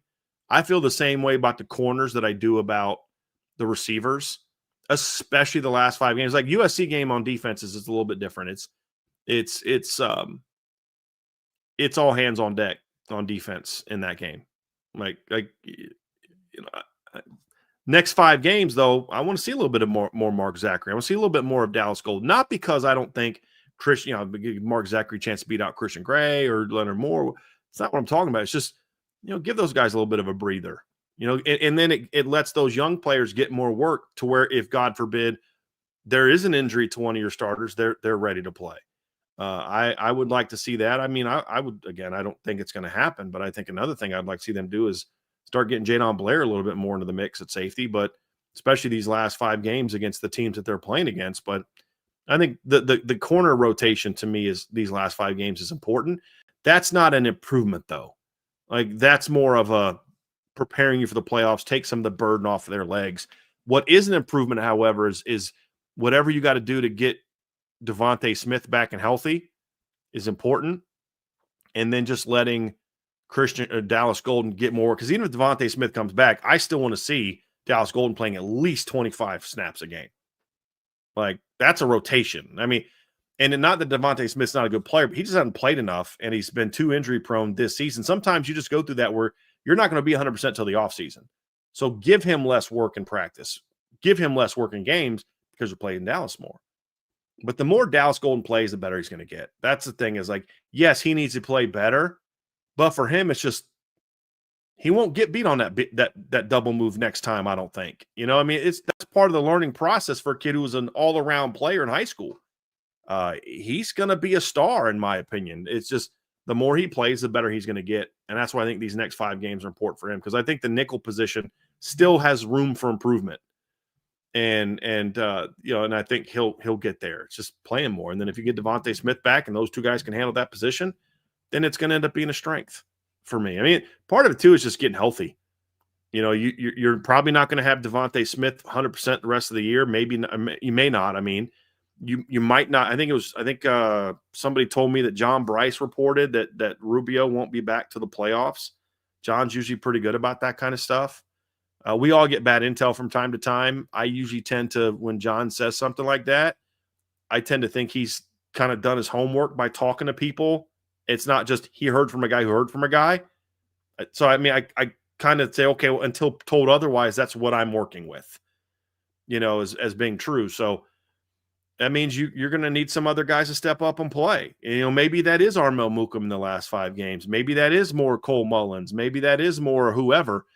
But those things are going to be important, and just finding some more weapons, because sometimes you're just playing the guy because, like, look, we were playing Armel Mukum more because we were trying to give Jared Dawson and Onye a breather, and lo and behold, the guy went out there and made plays. Or we were just trying to give Madden Faramo some extra snaps to take some of the burden off of Drake Bowen and Kingston, and then all of a sudden he starts making plays. So, like, we're going to find ways to get him on the field more.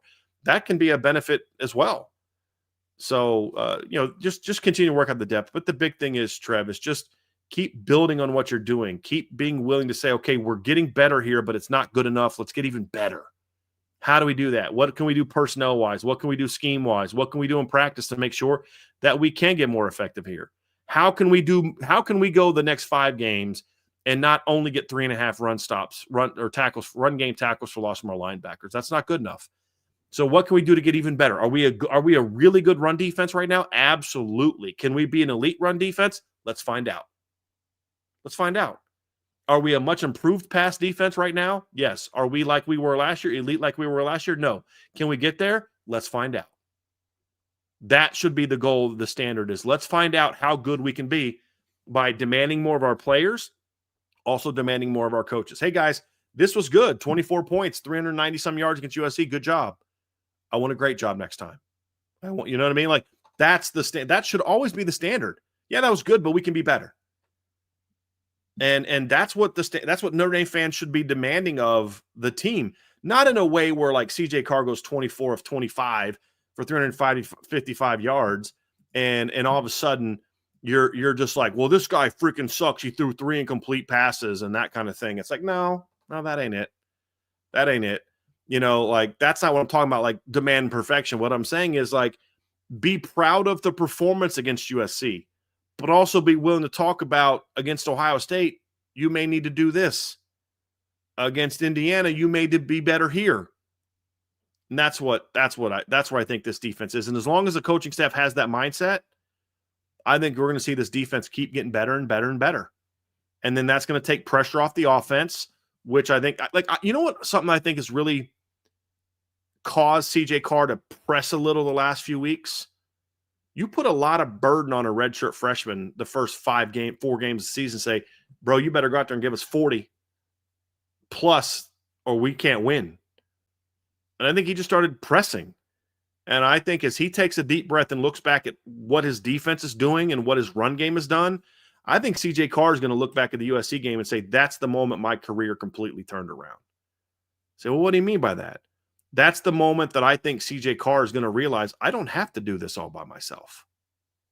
I'm not at Saline High School anymore. That's not a shot at those kids. I mean, when they went up against Bellevue in the playoffs, and there was like 8 D1 guys on his school, and CJ's the only D1 guy at his school, you're like, well, I do kind of got to carry the team. And he had to do that early for Notre Dame.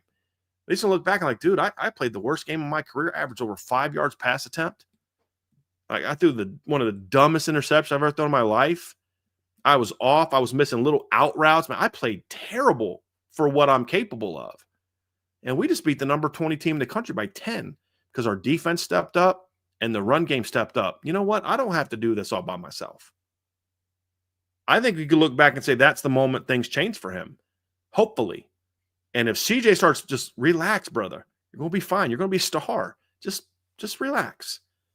He's going to be a dude. Now, that's harder for a kid like CJ because he's so freaking competitive that he wants to be perfect every pass. That's fine. But just learn how to deal with that the right way. But I think it's going to take some of the pressure off him and say, hey, look, you don't have to do this all by yourself. It's okay to take the check down to Jeremiah Love. Because you know what? You may only get 3 yards, but you live to not find another, or he may make 3 people miss and go score. You know what I mean? Like, you don't have to have Jaden Greathouse open by 5 yards to throw him the ball. The guy's on his hip, throw it to him. Like, the more CJ realizes that, the better he's going to be. And I think that's where the last 3, because if you think about it, Trev, they gave up fewer points against USC, NC State, and Boise State combined than they gave up against Texas A&M.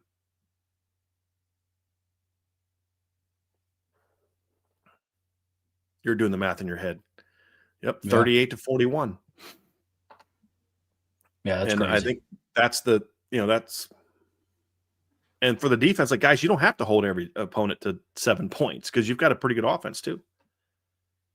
And that's it's finding the balance. Like, the defense just doesn't – the defense has to know they don't have to be 2024. And I think that was one of the things that helped some of the players find a little bit of freedom on defense too, because Drake Bowen, Gabe Rubio, Traore, Bryce Young, William Asa, Osbury, Moore, Gray, Schuler, like, they know what the 2024 defense was. And I think for the longest time, like, some of the rub was they were expecting to be 2024's defense, and it's just going to look different. It's a different – Al Golden's not your defensive coordinator. Now, there are things that Chris Ash had to fix.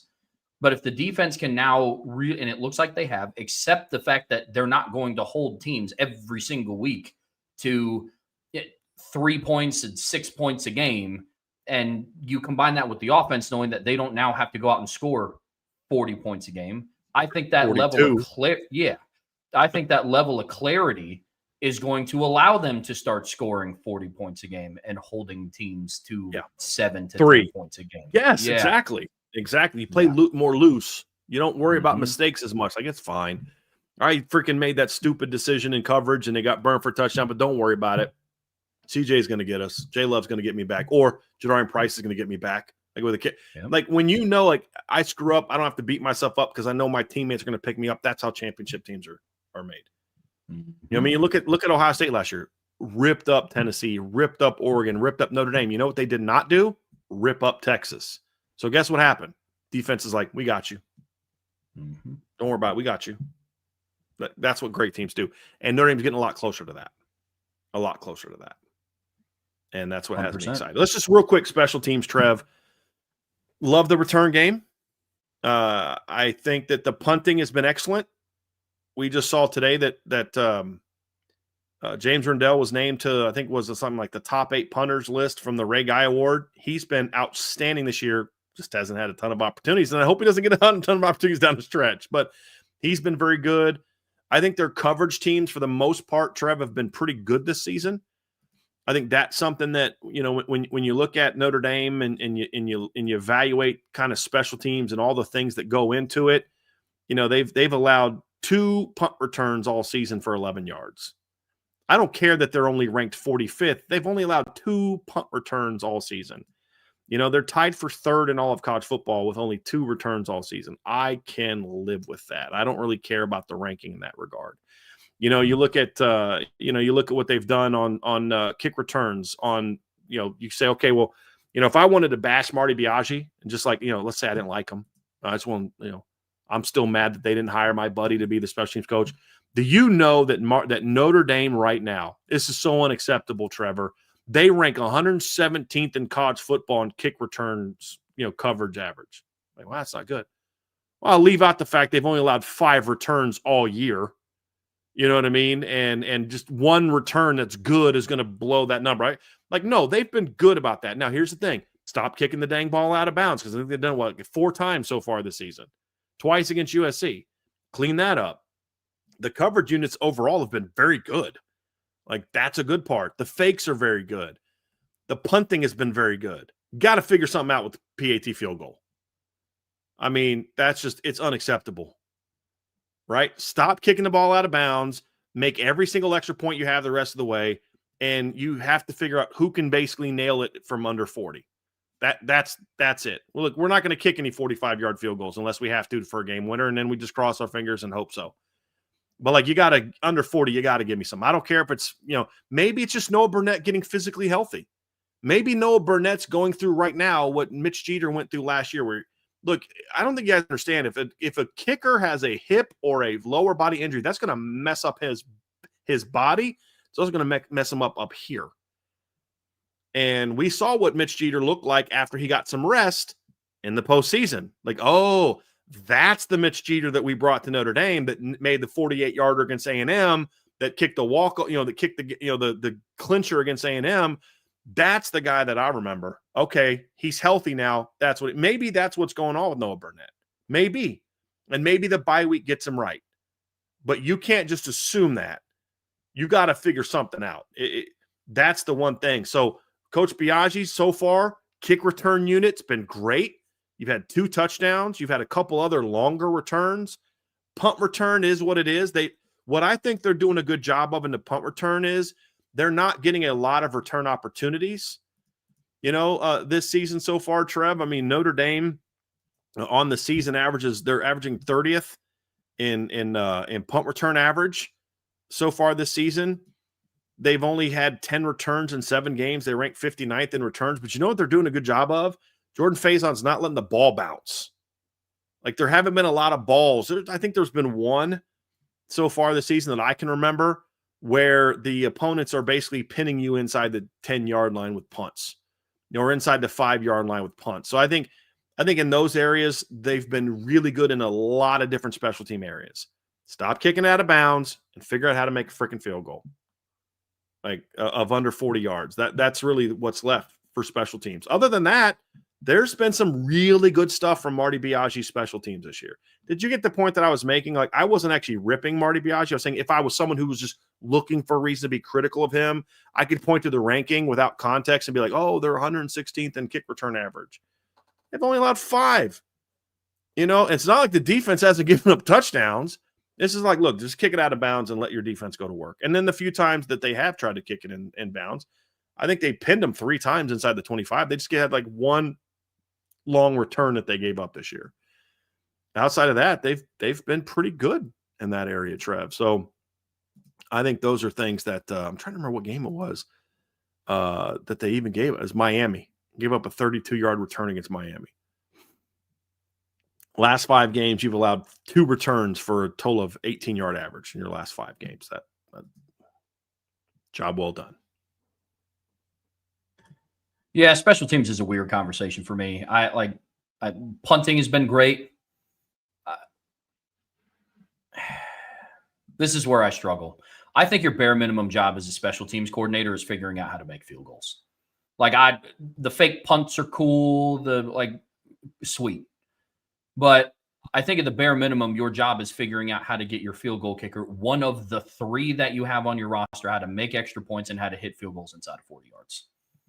So it's hard for me to say, yeah, the field goal kicking, once again, for the 3rd year in a row is not consistent for one reason or another, but the fake punts are sick and JD is housing them. Because I don't want to also discredit the fake punts are creative and effective, and JD does have multiple kick return touchdowns since Marty Biaggi has taken over. I mean, there's just been multiple kick returns for touchdowns since Marty Biaggi took over. JD Price in 2023 against USC, Jaden Harrison in the Sugar Bowl, and then Price obviously twice this year. But I would honestly, and I might be alone in this, I would trade some of those. Obviously not the Georgia one or the USC one, but I would trade some of those. I'd trade the Purdue one for a kicker that could hit an extra point. Like that. Yeah, they missed 2 extra points this year, Trev. I mean, yeah, I would trade one of those for that. I would trade the fake punt reverse pass where Jordan Faison throws it to Malachi Fields up 42-13 for made field goals. Like it's just, and for one reason or another, and it's not Noah Burnett. If Noah Burnett is actually hurt, don't put him in a position to go kick field goals in the rain, because that's going to shake his confidence. Mess with his head a little bit, right? Yeah. Like I think they rushed Mitch Jeter back a little bit too early last year, which is one of the reasons why I think it kind of got. Which I get it, because like you're kicking extra points against Navy was a struggle. I mean, I get that, but like, yeah, you got to think big picture. Like, man, if we need our kicker to beat Florida State, if we need our kicker to beat Virginia, that's what we kept saying last year. Is like, guys, you don't need your kicker to beat these teams. You're going to kill these teams. Just shut them down for 2 weeks. Yeah, right. Like in the backups last year were terrible. And my point, it doesn't matter. You were going to blow those teams out. You know, and that was kind of where I was like, he did not need to play against some of those teams that they played late in the year last year. Just nope. And I feel like you're kind of like that with Noah Burnett. I'd say, listen, Noah, we're shutting you down there by a week. We're going to shut you down for Boston College, because if we need you to beat Boston College, then we've got way bigger problems than our PAT field goal team. Yeah, 100%. You know, like let's get him healthy for Pitt, and then see where he is. So that's kind of where I'm at, because we've seen 3 years of Noah Burnett as a place kicker where he hasn't looked this bad. So there's clearly something going on. It's not like they did a bad evaluation and Noah Burnett can't kick a field goal. Maybe the pressure of kicking at Notre Dame is greater than kicking at North Carolina. That could be it. Maybe. Perhaps. You know? But I just have a hard time believing that going from North Carolina to Notre Dame is going to be that big of a deal. I just think kickers, by and large, especially guys who aren't like elite athletes, like what people don't realize, Justin Yoon was an outstanding athlete. He was a really good high school hockey player. You know, Spencer Schrader is a very good athlete.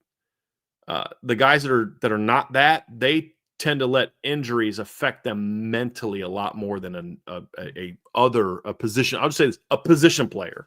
How about that? I was going to say a real football player. That was very disrespectful. I didn't mean it like that. A position player. So, then a man. Like, guys, that's not what I meant. There's been some kickers in there that kick my butt. That's what I mean. It's just like a position player.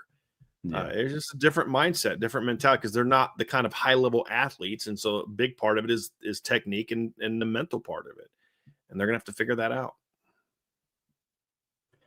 Well, folks, that's going to do it for us here today on the Irish Breakdown Podcast. Here in about a half hour, IB Nation Sports Beat is going live for this week's segment of Shamrock Up and Shamrock Down, so you're not going to want to miss that one. Bryan and I will be back tomorrow for the Buy Sell Hold. Since it is the bye week, there's already a thread up on the message board, so make sure if you are a premium message board member to get your submission in. And if you're not a premium message board member, all the more reason to go and sign up. So on your way out of here, make sure you hit that like button. Make sure you subscribe to this channel. Whatever streaming platform you listen to us on, we would greatly appreciate a 5-star review. But as always, the best way to support what we do here, subscribe to the premium message boards at boards@irishbreakdown.com. We do have a super sticker in from V1 Rotate V2, and we appreciate that very much. If you're a message board member, throw in a Buy Sell Hold submission. I'm excited to get back to it tomorrow. So until tomorrow. He already put the show up. He's already got the post up, ready to roll. So go ahead and get those in there. It's going to be a blast. Well, until tomorrow for the Buy Sell Hold, that's Bryan. I'm Trevor. We'll see you back here very soon for the Irish Breakdown Podcast.